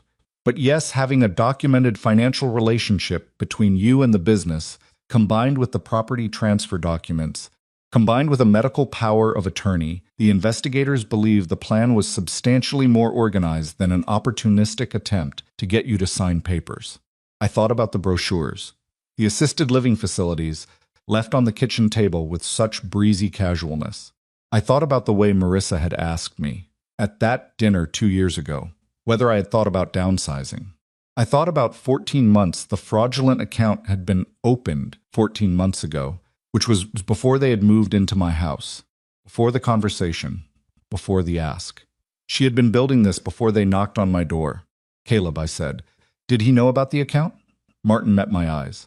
That is one of the central questions investigators are working to establish. His attorney has indicated he was not aware of the Meridian account or the fraudulent account in your name. Whether that's supportable by the evidence is something the investigation will determine. I nodded. I didn't say anything for a while. Outside Martin's window, the street was doing what streets do in late winter. People moving through the cold with their heads down. Cars moving through yellow lights. The ordinary traffic of lives that had nothing to do with any of this. I watched it for a moment the way you watch things when you need something outside yourself to look at. She used him, I said. Not as an excuse for him, not as absolution. Just as a fact that needed to be named. It appears that way, Martin said. Though Caleb's own choices, the pressure on you, the property papers, the night in the kitchen, those remain his responsibility regardless of who originated the plan. I know, I said. I'm not forgetting that. The arrest warrants were executed on a Friday morning, about 3 weeks after my meeting with Martin. I was home when it happened. I had not been told the exact timing Detective Rourke had told me warrants had been issued, and that I would be informed after the arrests were made. And I had said that was fine, and meant it. I did not want to be in the vicinity of what happened, did not want to watch it, or know the precise mechanics of it. Some things you don't need to witness to understand. I found out through a call from Detective Rourke at 11:47 on that Friday morning. Mrs. Mercer, he said. I'm calling to let you know that Caleb Mercer and Marissa Mercer have been taken into custody. Both are in processing. Both, I said. Where was Caleb when they found him? A brief pause. At his attorney's office. He turned himself in voluntarily. I stood at the kitchen window, the one above the sink, the winter light coming through it, gray and thin, and I let that land. Caleb had turned himself in voluntarily, had walked into his attorney's office that morning, and surrendered without requiring the process to come to him. I don't know why that mattered to me as much as it did. It didn't change what he had done. It didn't reduce anything. But it told me something about where he actually was inside all of it, and that something mattered to me in a way I couldn't fully justify and didn't try to. Marissa, I said, apprehended at a residence in the north part of the county. Different location than Caleb. They had been living separately. I hadn't known that, but it fit. The fracture I had watched open in Caleb at the hospital had clearly widened in the weeks after. Whatever hold she'd had on him had cracked under the pressure of what was coming, the way things crack under pressure when they were never built on solid ground to begin with. Thank you for calling, I said. Mrs. Mercer, I want to say something, if that's all right. Go ahead. In this work, Rourke said, the cases that involve family, they're the hardest ones. Not because the evidence is harder to build, but because the people in the middle of them are carrying something the rest of us can't fully understand from the outside. You handled this with a clarity that made our job considerably more straightforward, and I don't think you should underestimate what that took. I was quiet for a moment. I had 23 years of good legal counsel and a security camera my late husband installed, because he believed in not leaving things to chance, I said. That's what made your job straightforward. He made a sound that might have been a quiet laugh. Yes, ma'am. Even so. After we hung up, I stood at the window for a long time. The week after the arrests was the strangest week of the whole ordeal, stranger, in some ways, than the night on the kitchen floor, or the hospital waiting room, or the meeting in Martin's office. Because in those moments I had been in motion, I had been responding and deciding and acting, and motion is its own kind of anesthesia. The week after the arrests, there was nothing for me to do. The process was running on its own. Martin was handling the legal threads. Sandra Okafor's file was complete. The investigators had what they needed. I had nothing to do but exist in my house and feel the full weight of what had happened, which is always heavier than you expect it to be when you're no longer in the middle of managing it. I called an old friend of mine, a woman named Patricia, who had known Raymond and me for 40 years, and who had the particular gift of listening without trying to fix things. I had not talked to Patricia much during the months Caleb and Marissa had been in the house, partly from embarrassment, partly because Marissa had developed a habit of appearing in whatever room I was making phone calls in, which had made private conversation difficult in a way I hadn't fully named to myself until it stopped. I called Patricia on a Tuesday evening and talked for an hour and 15 minutes. She didn't say much. She said, "I know a lot, and I'm sorry." And once, very quietly, "Raymond would be so proud of you, Evelyn." And that particular sentence was the one that finally broke through the controlled surface I had been maintaining for weeks. And I cried, not the dramatic kind of crying that looks the way grief is supposed to look. Other kind. The kind that's mostly just your body finally exhaling something it's been holding too long. Patricia waded through it without filling the silence. "Thank you," I said when it had passed. "Don't thank me," she said. "Come have dinner with me on Saturday." I went to dinner on Saturday. The food was unremarkable and the conversation was easy, and I felt, for the first time in longer than I could accurately measure, like a person who existed outside of a crisis. Caleb called me from a number I didn't recognize, a facility phone. I assumed about 2 weeks after the arrest. I answered. "Mom," he said, "Caleb." There was a lot of background noise on his end. Institutional sounds, not dramatic ones. Just the ambient sounds of a place with a lot of people in it and very little privacy. He sounded like he'd been sleeping, finally.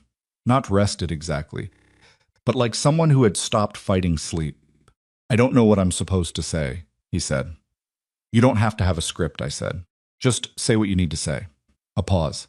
"I've been thinking about the business. Not the money part. About Gerald and the crew. What happened to them?" "Gerald found work," I said.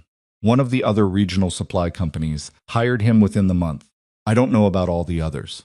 I had actually looked into this. I had asked Martin to make some discreet inquiries because I couldn't stop thinking about those 9 people either. And knowing that Gerald had landed somewhere steadier helped, though it didn't fully resolve the weight of it. "Good," Caleb said. "That's good." A silence. "Mom, I need to tell you something. About Marissa. About how it started. You don't have to." "I need to," he said. "Please." I sat down all right. He told me haltingly, with the halting quality of someone who is being honest about things they are ashamed of, which is a different quality than someone who is being strategic about how the pressure on me had begun. He said it had started with conversations that seemed practical at first. Financial planning, Marissa had called it. His mother is getting older. These things need to be arranged in advance. You don't want to be caught unprepared. He said he had agreed with the logic of it, because the logic was presented without any visible seams, the way skilled manipulation is presented as reason, as care, as the responsible thing that anyone who truly loved their elderly parent would be doing. He said there had been a moment, about 3 months into it, when he had looked at what they were actually doing, the brochures, the slow displacement, the financial pressure, and he had felt wrong about it. A clear, cold wrongness that he had recognized and then talked himself out of, because Marissa had an answer for it. An answer that made his discomfort seem like sentimentality and made the plan seem like practicality. And he had let himself be answered because he wanted to be answered. Because the alternative was understanding something about himself that he wasn't ready to understand. I told myself you'd be fine, he said, that you were adaptable, that you'd come around, that it wasn't what it looked like. He stopped. The night in the kitchen, I told myself the same thing. I looked at you on the floor, and I told myself you'd be fine, and I walked out because I couldn't stay in that room and be the person who had let that happen. His voice cracked once. He controlled it. I wasn't protecting you when I walked out. I was protecting myself from what I'd done. I sat in the kitchen in the quiet of the early evening, and I held the phone, and I listened to my son tell me the truth about himself. It wasn't a comfortable truth. It wasn't the truth of a man who had been entirely deceived by a manipulative woman that would have been cleaner and easier for both of us, and it would have been wrong. It was the truth of a man who had been manipulated, yes, and who had also chosen at several forks in the road to take the path that was easier than the right one. Those two things are both true. They will always both be true. Caleb's, I said when he was done. Yeah, I'm glad you're telling me. I mean that. It matters that you're telling me. Does it change anything? He asked. His voice was very quiet. There was no strategy left in it. I thought about that, honestly. It changes my understanding of what happened, I said. It doesn't change what happened. Those aren't the same thing. I know, he said. I'm not asking you to forgive me. I don't think I've earned that. I just needed you to know. I know, I said, and I hear you. We were quiet together for a moment on a phone call between a living room and wherever he was, and it was the most honest quiet we had shared in years. Maybe in longer than years. Maybe in the honest accounting of things, we had not been this real with each other since he was very young, before he had grown into the armor of his pride, and I had grown into the habit of stepping around it. How's your head? He said. His voice had shifted again. Huiter. I touched the scar above my eye without thinking about it. 5 stitches, healed now, but leaving a mark the way these things always leave a mark. It's fine, I said. It's healing, Mom. It's healing, Caleb, I said. That's all I can tell you right now. It's healing. The legal process moved on its own timeline after that, the way legal processes do, slowly enough that you stop expecting resolution every week and start building your days around its absence rather than its arrival. What I learned in pieces, through Martin's updates and occasional brief conversations with Detective Rourke, was this: Marissa's situation was considerably more serious than it had initially appeared, because the evidence connecting her to the fraudulent account, to the Meridian transfers, and to what investigators discovered was at least one prior instance of similar conduct in a previous relationship. All of that had built a portrait of premeditation that the prosecutor's office was pursuing aggressively. The investigation into her prior history was still active when Caleb's case reached a preliminary resolution. Caleb had cooperated with everything. He had given investigators access to every account, every communication, every document they asked for.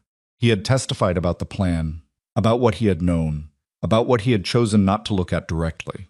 His attorney negotiated with the prosecutor's office, and after several weeks of back and forth, a plea agreement was reached that his attorney presented to me through Martin as a courtesy not for my approval, but because the prosecutor's office believed I had a right to be informed. The charge was elder abuse, conspiracy to commit financial fraud, and criminal assault. The plea agreement included a prison sentence and mandatory restitution, not a sentence that left him comfortable, not a slap on the wrist, a real consequence with real duration that would reshape the next years of his life. Martin asked me gently whether I wanted to submit a victim impact statement. I thought about it for a long time. I wrote one. It took me 3 evenings to write it, and I went through more drafts than I expected, not because I didn't know what I wanted to say, but because I wanted to say it accurately. Not with anger, not with softness that wasn't earned, not with any performance of either devastation or magnanimity. I wanted to say exactly what it had been, and what it had cost, and what I needed the record to reflect. I said that I had loved my son, and had trusted him in a way that only a parent can trust a child, and that the trust had been used against me in a manner that was calculated, sustained, and ultimately violent. I said that the injury to my head was the least of what had been done to me, that the deeper injury was the reorganization of my own home and my own life around the project of making me disappear, executed by people I had fed and sheltered and believed in. I said that being old does not mean being finished, and that being a widow does not mean being available for exploitation, and that I was standing in front of this record to say plainly that I had refused to disappear, and that the refusal had cost me more than anyone outside this situation could fully account for. I said I still loved my son. That loving him did not mean I would protect him from the consequences of what he had done, because that was not what love required. I submitted the statement, and I did not attend the sentencing. I stayed home. Patricia came and sat with me that afternoon, and we drank tea and talked about things that had nothing to do with any of it, about a trip she was planning in the spring, about a book I had been reading slowly all winter, about Raymond and a particular fishing trip he had taken with her husband in 9994 that had produced a story neither of them had ever told exactly the same way twice. Martin called me when it was done. It went as the agreement specified, he said. He'll report within 30 days. And Marissa? Her case is set for trial. Prior conduct evidence was admitted, which changes the charge landscape significantly. Her attorney is pushing for a plea, but the prosecutor isn't in a conciliatory position right now. I see, I said. She'll be looking at considerably more time than Caleb, Martin said carefully. The organized nature of it the company set up before the relationship, the fraudulent account, this was not a crime of opportunity or of bad judgment under pressure. This was a plan. I know, I said. After I hung up, I sat for a moment in the late afternoon light in my living room, the light that came through the west window the way it always had, the way it had when Raymond and I first moved in and stood in the empty room, imagining what furniture would go where. Before anything had happened in this house that was difficult to hold, and I tried to locate what I was feeling. It wasn't triumph. I want to say that clearly, because I think sometimes people hear the ending of a story like this and assume the person at the center of it feels something clean and vindicating when the consequences finally arrive. I did not feel clean. I felt tired and sad and relieved in the complicated way of someone who is glad a difficult thing is over, but cannot forget what it cost to get to the other side of it. I felt the particular absence of a son who was my son and had done what he did, and was still, somehow, in the complicated taxonomy of my heart, my son. I felt the house around me, solid mine, the walls and the light and the window and the oak tree in the yard, all of it still standing, all of it still here. And underneath the tired and the sad and the complicated, something else, small but real. The particular quiet satisfaction of a woman who had been underestimated, who had been moved out of her own bedroom and offered brochures for assisted living and left bleeding on her own kitchen floor, who had nonetheless kept hold of the one thing they could not locate and could not reach and could not take from her, no matter how carefully they planned. Her own judgment, her own mind. The decades of careful attention to documents and details and the way things are actually structured underneath the way they appear, all of that, still intact, still working. Still exactly as functional as it had been at 40, at 50, at 60, and still, apparently, at 72. They had looked at an old woman and seen a conclusion. They had not understood that she was a beginning. Marissa's trial date was set for early summer. Whatever was going to happen, there would happen without my anxiety about it, because I had learned in the past months that there were things I could control and things I could not, and the clearest peace I had found was in the space between those two categories, in doing what was mine to do, thoroughly and carefully and without apology, and then releasing the rest to its own process. What was mine to do now was different. That was what I sat with in the late afternoon light, as the winter finally slowly began to loosen its grip on the yard, and the bare oak tree showed the first faint promise of something returning to it. What comes next is not an ending, I thought. What comes next is just the next part of a life that isn't finished. Spring came slowly that year, the way spring comes after a hard winter, not with any particular drama, not with a single warm day that announces itself as a turning point, but in increments so gradual you almost miss them. A few degrees warmer on a Tuesday, a crocus, pushing through the soil near the front walkway that I hadn't planted and didn't remember being there the previous year. Yet there it was regardless, purple and stubborn and completely indifferent to what had happened inside the house behind it. I noticed it on a morning in early March when I was taking the trash to the curb, and I stood there on the front walk in my coat for longer than made practical sense, just looking at it. There are moments after something significant that work that way, where a small, ordinary thing catches you sideways and carries more weight than it should by any reasonable measure. And you let it, because you're still rebuilding the muscles that decide what matters and what doesn't, and everything is a little more tender than usual. I went back inside and made coffee and stood at the kitchen window and thought about the months that had passed since the arrests. Caleb had reported as required under the terms of his plea agreement. He was not close, the facility was several hours away, which I had not engineered but also had not objected to. Distance felt appropriate, not as punishment, but as the honest acknowledgement of the fact that we needed space between us that was measured in something more substantial than miles. We had exchanged 2 letters since then. His handwritten, careful, without any of the smoothness I had always associated with his communication, raw in places, self-correcting in others, the prose of a man learning to say things without a safety net. Mine, shorter than his, honest in the way I could manage, which was not entirely open but was not closed either. There is a version of this story that ends with forgiveness, announced clearly. The way it happens in certain kinds of narratives, the prodigal reconciliation, the tearful phone call, the restored relationship with a bow tied neatly around it. I am not going to give you that version because it would be a lie, and I have spent enough of my life in the vicinity of comfortable lies to have very little patience left for them. What I can give you is the truth, which is messier and more durable, and I think more useful. The truth is that I love my son. The truth is that what he did cannot be undone by love, and understanding why he did it cannot make the kitchen floor disappear from my memory. And the complicated portrait of a man who was partly manipulated and partly complicit does not resolve into something clean just because I have stared at it long enough. The truth is that I write back when he writes, and I will continue to write back. And I do not know what shape the thing between us will eventually take, and I have stopped needing to know. What I have learned painfully slowly, at the cost of more than I expected to pay, is that some things don't resolve. They just become part of the structure of a life. You carry them differently over time, but you carry them. That is not a tragedy. That is just what it is to have lived long enough for something real to happen to you. Marissa's trial began in early June. I did not attend. I had made that decision well in advance, and I held to it because I had learned something about my own limits during the previous months, learned to distinguish between the things that required my presence and the things I was simply used to feeling responsible for managing with my own eyes. The trial did not require me to be there. The evidence did not need my supervision. Martin kept me informed, calling every evening after proceedings concluded to give me a summary in the plain, organized language I had come to rely on. The pictures that assembled itself over the course of those 2 weeks was more complete than anything I had known during the investigation, and more disturbing.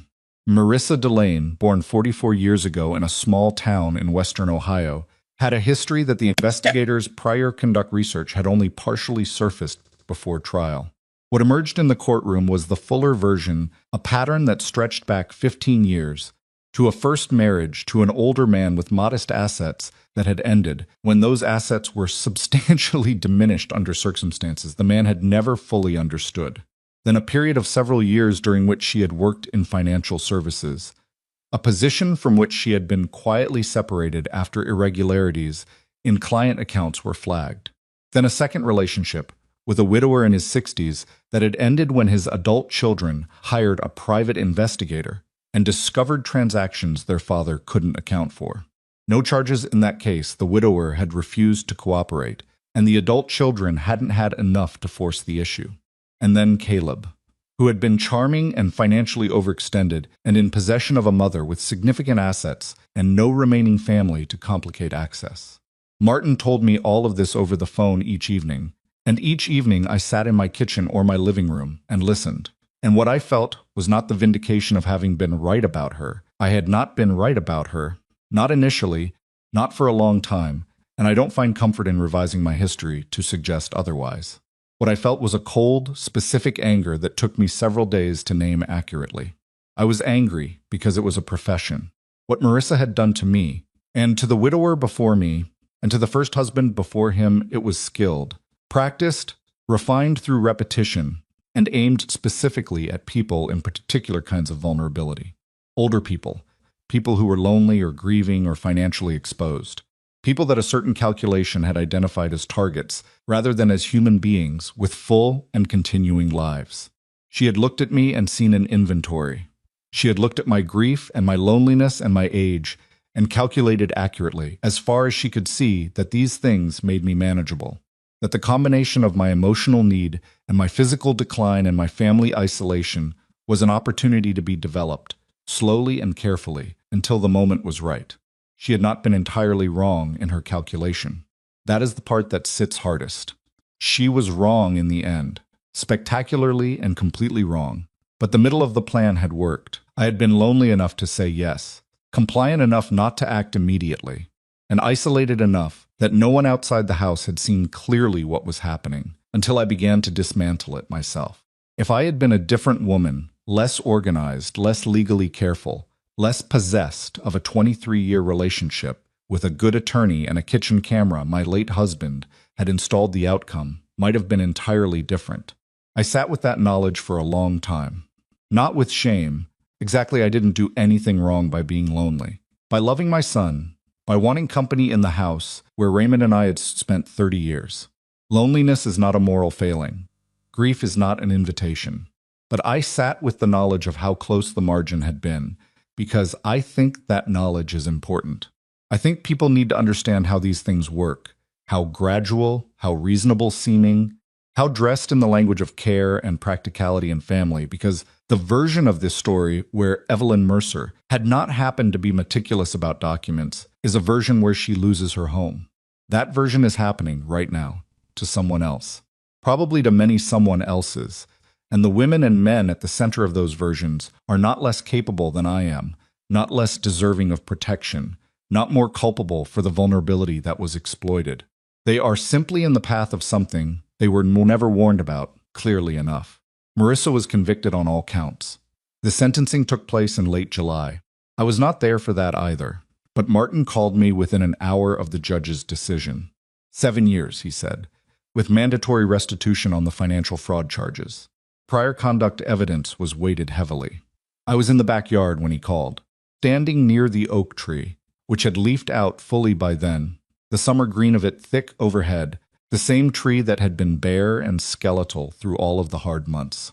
I looked up at it while Martin talked. 7 years, I said. The prosecutor had asked for 10. The defense argued for 4. 7 is where it landed. I nodded, though he couldn't see it. All right, Evelyn, Martin said. It's done, I said. Thank you, Martin, for all of it. Every phone call, every evening summary, everything. 23 years, he said. You don't thank me for 23 years. That's not how it works. Then I won't, I said. But I mean it anyway. After we hung up, I stayed in the backyard for a while, not doing anything, not processing or planning or preparing for the next thing. Just standing under the oak tree in the July heat, listening to whatever was going on in the neighborhood, a lawnmower somewhere, 2 streets over, children's voices from the yard behind mine, the particular full summer sound of the world going about itself with total indifference to whether you are paying attention or not. Paid attention. I thought about Raymond planting this tree. He had planted it the spring we moved in, when it was barely taller than he was a skinny sapling, that he had staked with a wooden post and a soft strap so the wind wouldn't knock it sideways before the roots took hold. I had thought at the time that it would be years before the tree amounted to anything, and I had been right. And I had also completely failed to anticipate how much it would eventually amount to.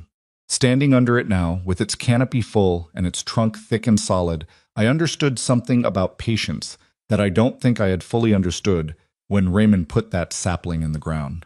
You plant things not for what they are right now, but for what they will become. You stake them against the wind, and you wait. Sometimes you are not around to see what they grow into.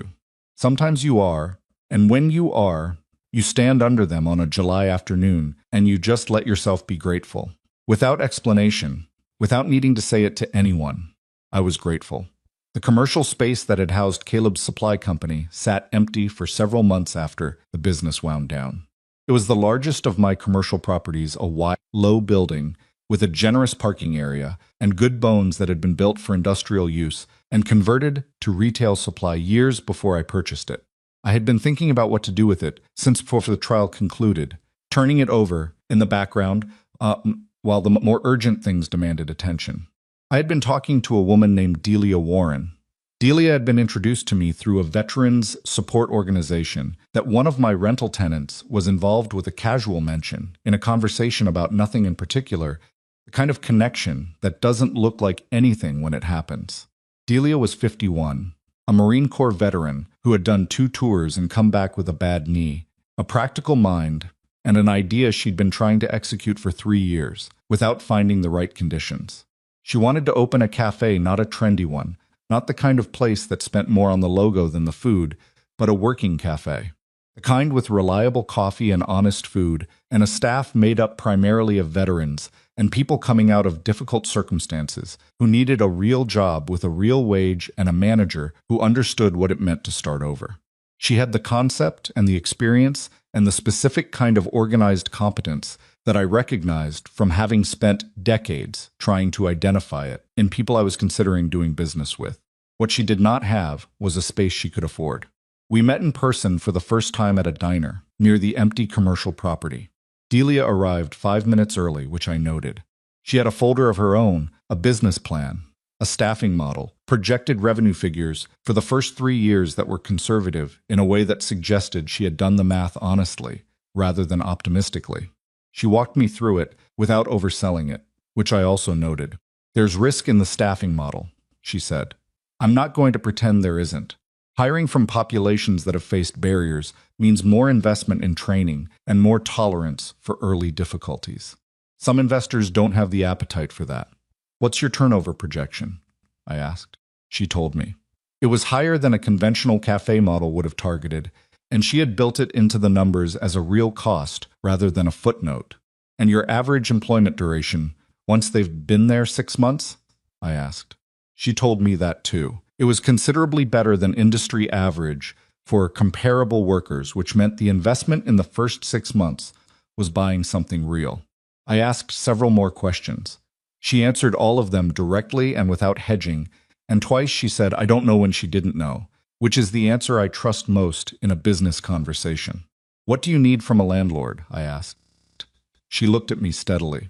Fair lease terms. A long enough initial term that I can build stability without worrying about being priced out in year 2. And someone who isn't going to treat the tenancy like a favor. It's not a favor, I said. It's a business arrangement. You build something that works. I have a commercial tenant who pays rent and improves the value of the space. That's all this is. Then we might be able to work together, she said. We could. We did. The lease we signed was fair. I asked Martin to draw it up, and I asked him to make sure the terms were genuinely balanced, not weighted toward my position, simply because I was the one with the property. Delia reviewed it with her own attorney, made 2 small modifications that were reasonable, and we signed it on a Tuesday morning in Martin's conference room.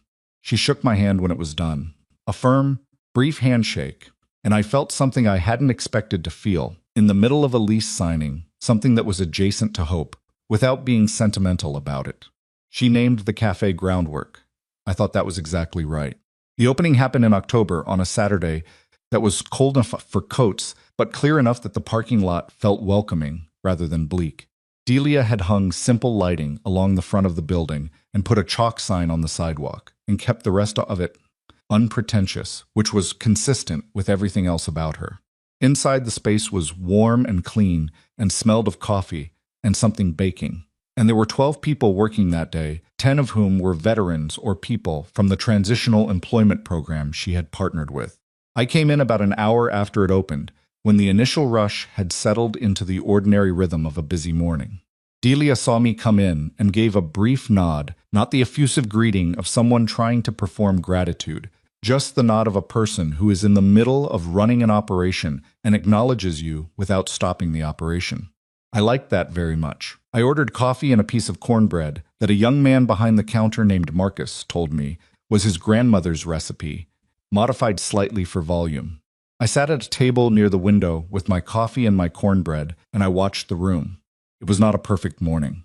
One of the espresso machines had a temperamental steamer that required attention twice in the first hour. A training issue at the register caused a short backup during a rush period. Delia handled both without raising her voice and without the theatrical calm of someone performing composure, just the practical calm of someone who had been in harder situations and knew how to move through problems without amplifying them. I sat at that table for almost 2 hours. When I finally left, I stopped at the counter to pay. "The coffee is good," I told Marcus. "Tell whoever made it." "That was me," he said. "Then I'm telling you directly," I said. "Good." He smiled at that, a real smile, the kind that arrives before a person has decided whether to show it. "Come back," he said. "I will," I said. I did come back. I came back the following Saturday, and the one after that, and eventually it became a habit Saturday mornings at groundwork, the same table near the window, the coffee that Marcus made with reliable consistency. It was not the most remarkable thing I did in the months that followed, but it was something I looked forward to, which is a quality I had undervalued for too long. I had been thinking about the rental income for a while, not in the anxious way I had thought about money during the months of the ordeal, but in the quieter way I had always thought about what to do with what I had. I had more than I needed. That had been true for years, and I had managed it carefully and invested it thoughtfully and given some of it away, in the ordinary ways people give money away, to causes that seemed worthwhile, without any particular organizing principle. What I had been thinking about, since the investigation had surfaced, the full picture of how elder financial exploitation worked, the pattern of it, the scale of it, the way it operated in the specific territory of loneliness and family and legal vulnerability, was whether there was something more useful I could do with a portion of what I had. I talked to Martin about it. He connected me with a nonprofit organization that provided legal aid specifically to elderly people facing financial exploitation by family members, a gap in services that turned out to be considerably larger than I had known, because many of the cases went unreported, and many of the people at the center of them had no access to the kind of representation that had been available to me through 23 years of relationship with a good attorney. I made a donation. Not a small one, significant enough that it funded a full-time staff attorney position for 2 years. The organization's director called me personally to acknowledge it, and we talked for 40 minutes. And by the end of the conversation, I had agreed to serve on their advisory board, which I had not expected to agree to when I picked up the phone. "You understand the issue from the inside," the director said. "It's not something we can teach." "No," I said. "It's not." The board work was different from what I had expected, more procedural, more incremental, more dependent on the kind of patience I had not always had in abundance. But I found that I could do it. I found, actually, that I was better at it than I anticipated, because I had spent the last year learning to operate with a long view rather than an immediate one, and that turned to be exactly the orientation the work required. I also wrote letters.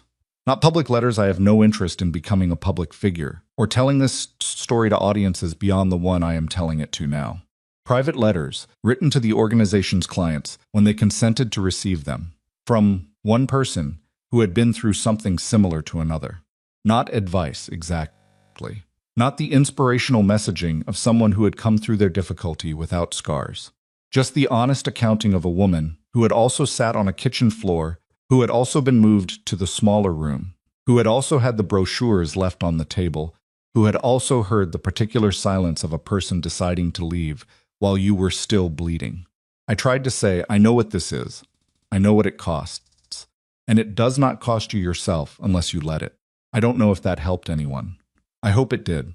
I think about the people those letters went to, sometimes the men and women who were where I had been, who were trying to figure out how to hold on to what was theirs in situations that had been engineered to make them feel like holding on was the unreasonable position.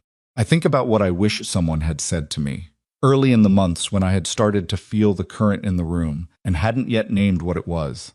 I wish someone had said, "You are not imagining it. The fact that it's your child does not make it not what it is. You are allowed to protect yourself without explanation or apology, and doing so is not a failure of love." I try to say that in the letters as clearly as I can. Autumn came and went. The oak tree went gold and then bare again. I learned, over the course of that second winter, How to be alone in my house in a way that was different from how I had been alone in it before. Not the hollow alone of those early months after Raymond died, when the house had felt like a body that had stopped breathing, and not the watched alone of the months with Caleb and Marissa, when privacy had become a resource I was being quietly starved of. This was a different kind alone. The kind that has room in it. The kind that isn't waiting for something to fill it, but is simply what it is, the ordinary, manageable solitude of a woman who has enough to occupy her, and enough people in her orbit, and enough quiet, when the quiet comes, to be grateful for it rather than frightened of it. Patricia and I had dinner most weeks, sometimes at her house, sometimes at mine. We had been friends for 40 years, and had the particular ease of people who have known each other through enough changes that they no longer need to explain themselves. She never asked me how I was doing in a way that required a performance of either strength or difficulty. She just asked how I was doing, and I told her, and we moved on to talking about other things, which is what old friendship is for. I took up a project I had been postponing for years, the sorting of Raymond's papers, the boxes in the spare room that I had moved around and avoided, and told myself I would get to eventually.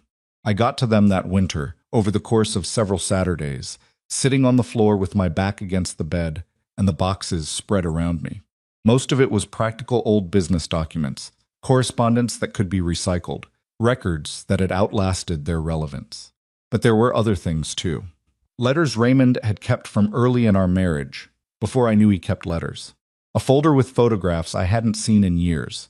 A small notebook in his handwriting, with a list of things he had wanted to do, and things he was grateful for, and things he worried about, not dated, not organized, just written in the way he had always written things, practically and without decoration. I sat on the floor of the spare room and read every page of that notebook. He had written about me more than once, in the way he had always thought about me, with the combination of exasperation and bone-deep steadiness that had been the weather of our marriage, the reliable climate we had both complained about and depended on.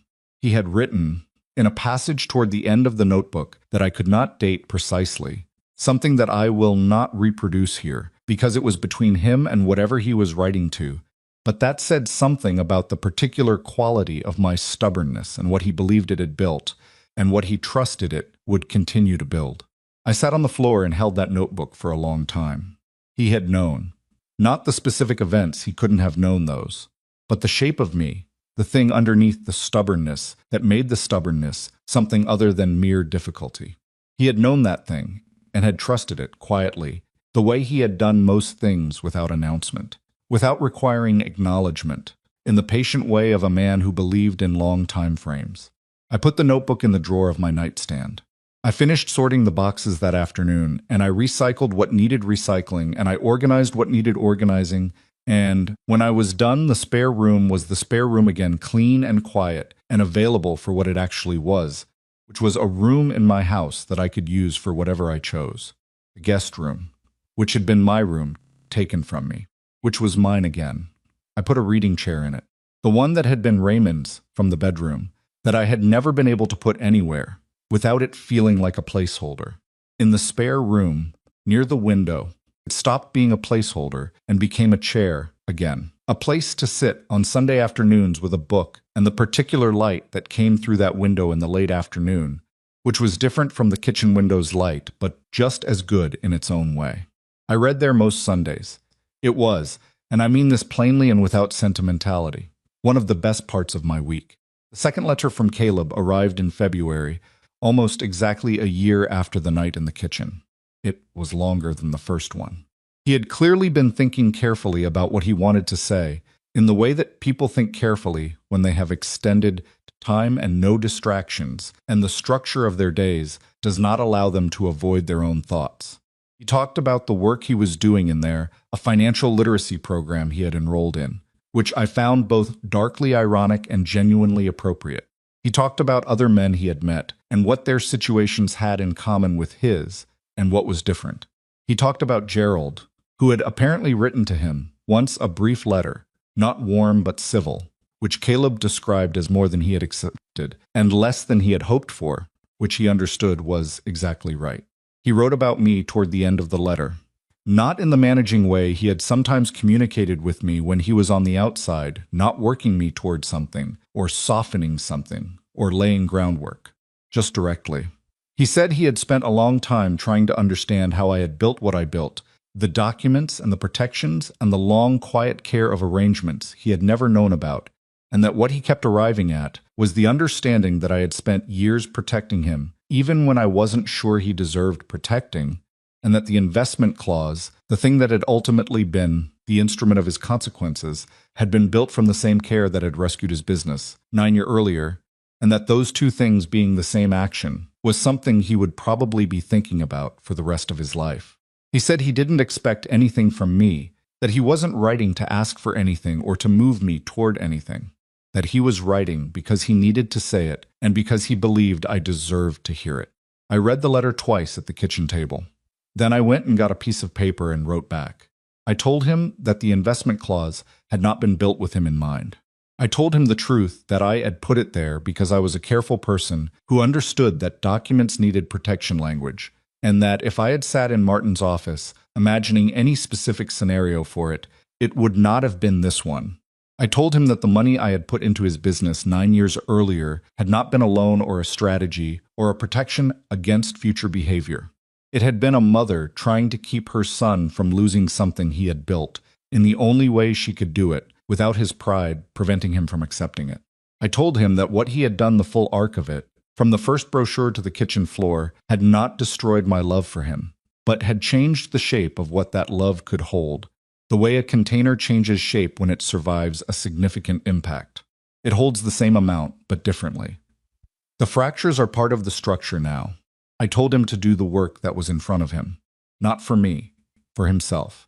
Because a man who fully understood what he had allowed to happen and chose not to be changed by it would be worse than the man who had walked out of the kitchen. And I did not want to have traded what I had traded for someone who stayed the same. I told him I would keep writing. I folded the letter and put it in an envelope and left it on the counter to mail in the morning. Then I made dinner something more involved than soup, because it was a Saturday and I had time, and the kitchen was mine, and the making of food in it was mine, and every small ordinary act of habitation in that house was a small ordinary act of reclamation that I had stopped taking for granted. I want to say something directly to you now, not as a character in a story, not as the retrospective narrator of events that have already resolved themselves, but as a person who has been through something real and come out the other side, changed in ways I am still mapping. I was 72 years old when my son walked out of my kitchen and left me on the floor. I want you to sit with that number, not because age is the point, it isn't, not exactly, but because I know what you think when you hear a story like this. I know the comfortable version of it, the one where the woman at the center of it is exceptional in some way that makes what happened to her unlikely to happen to you or to someone you love, where she was unusually prepared, unusually resourceful, unusually clear-headed. She was. I was. I will not pretend otherwise. But here is the thing I need you to understand. The preparation was not a miracle. The documents were not luck. The 23-year relationship with Martin Hale had started with a single phone call from a woman in her 40s who had decided she needed a good attorney before she needed one, which is the only useful time to make that decision. Security camera had been Raymond's practical stubbornness applied to the question of home safety. The investment clause had been standard legal caution. None of it had required extraordinary intelligence or unusual foresight. It had required the belief that I was worth protecting, that my assets, my home, my daily life, my dignity in my own kitchen, that all of these things were worth the trouble of being careful about. That belief is what I want to give you. If I could hand you one thing from everything that has happened, it would be that. You are worth the trouble of being careful about. If you are older and you have assets and you are lonely and loneliness after loss is not weakness, it is the honest response to an honest wound. Please hear me.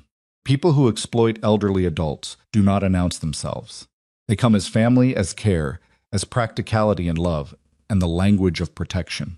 They come with folders of documents and brochures for assisted living and the patient management of your sense of your own capability. They come gradually, and the gradualness is the strategy, because gradual means you don't notice the temperature until the water is already too hot. Notice early. Trust the feeling that something is wrong, even when the person causing it is telling you it isn't. Keep your documents organized, and your attorney on speed dial, and your accounts in your own name, and your sense of your own authority over your own life, your home. Your money, your bedroom, your kitchen as a thing that is not negotiable, not adjustable, not something that can be relocated to the smaller room at the end of the hall. You built what you built. No one is entitled to it simply because they share your blood or your history or your roof. Love is not a transfer document. Family is not a legal claim. And choosing to protect yourself from someone who is hurting you is not a failure of love. It is the honest acknowledgement that love cannot be the only force you operate from when someone is actively causing you harm. I know how hard that is. I know what it costs to look at your child, the person you held when they were small, the person you sacrificed for, the person who is woven into the structure of who you are, and choose to protect yourself from them.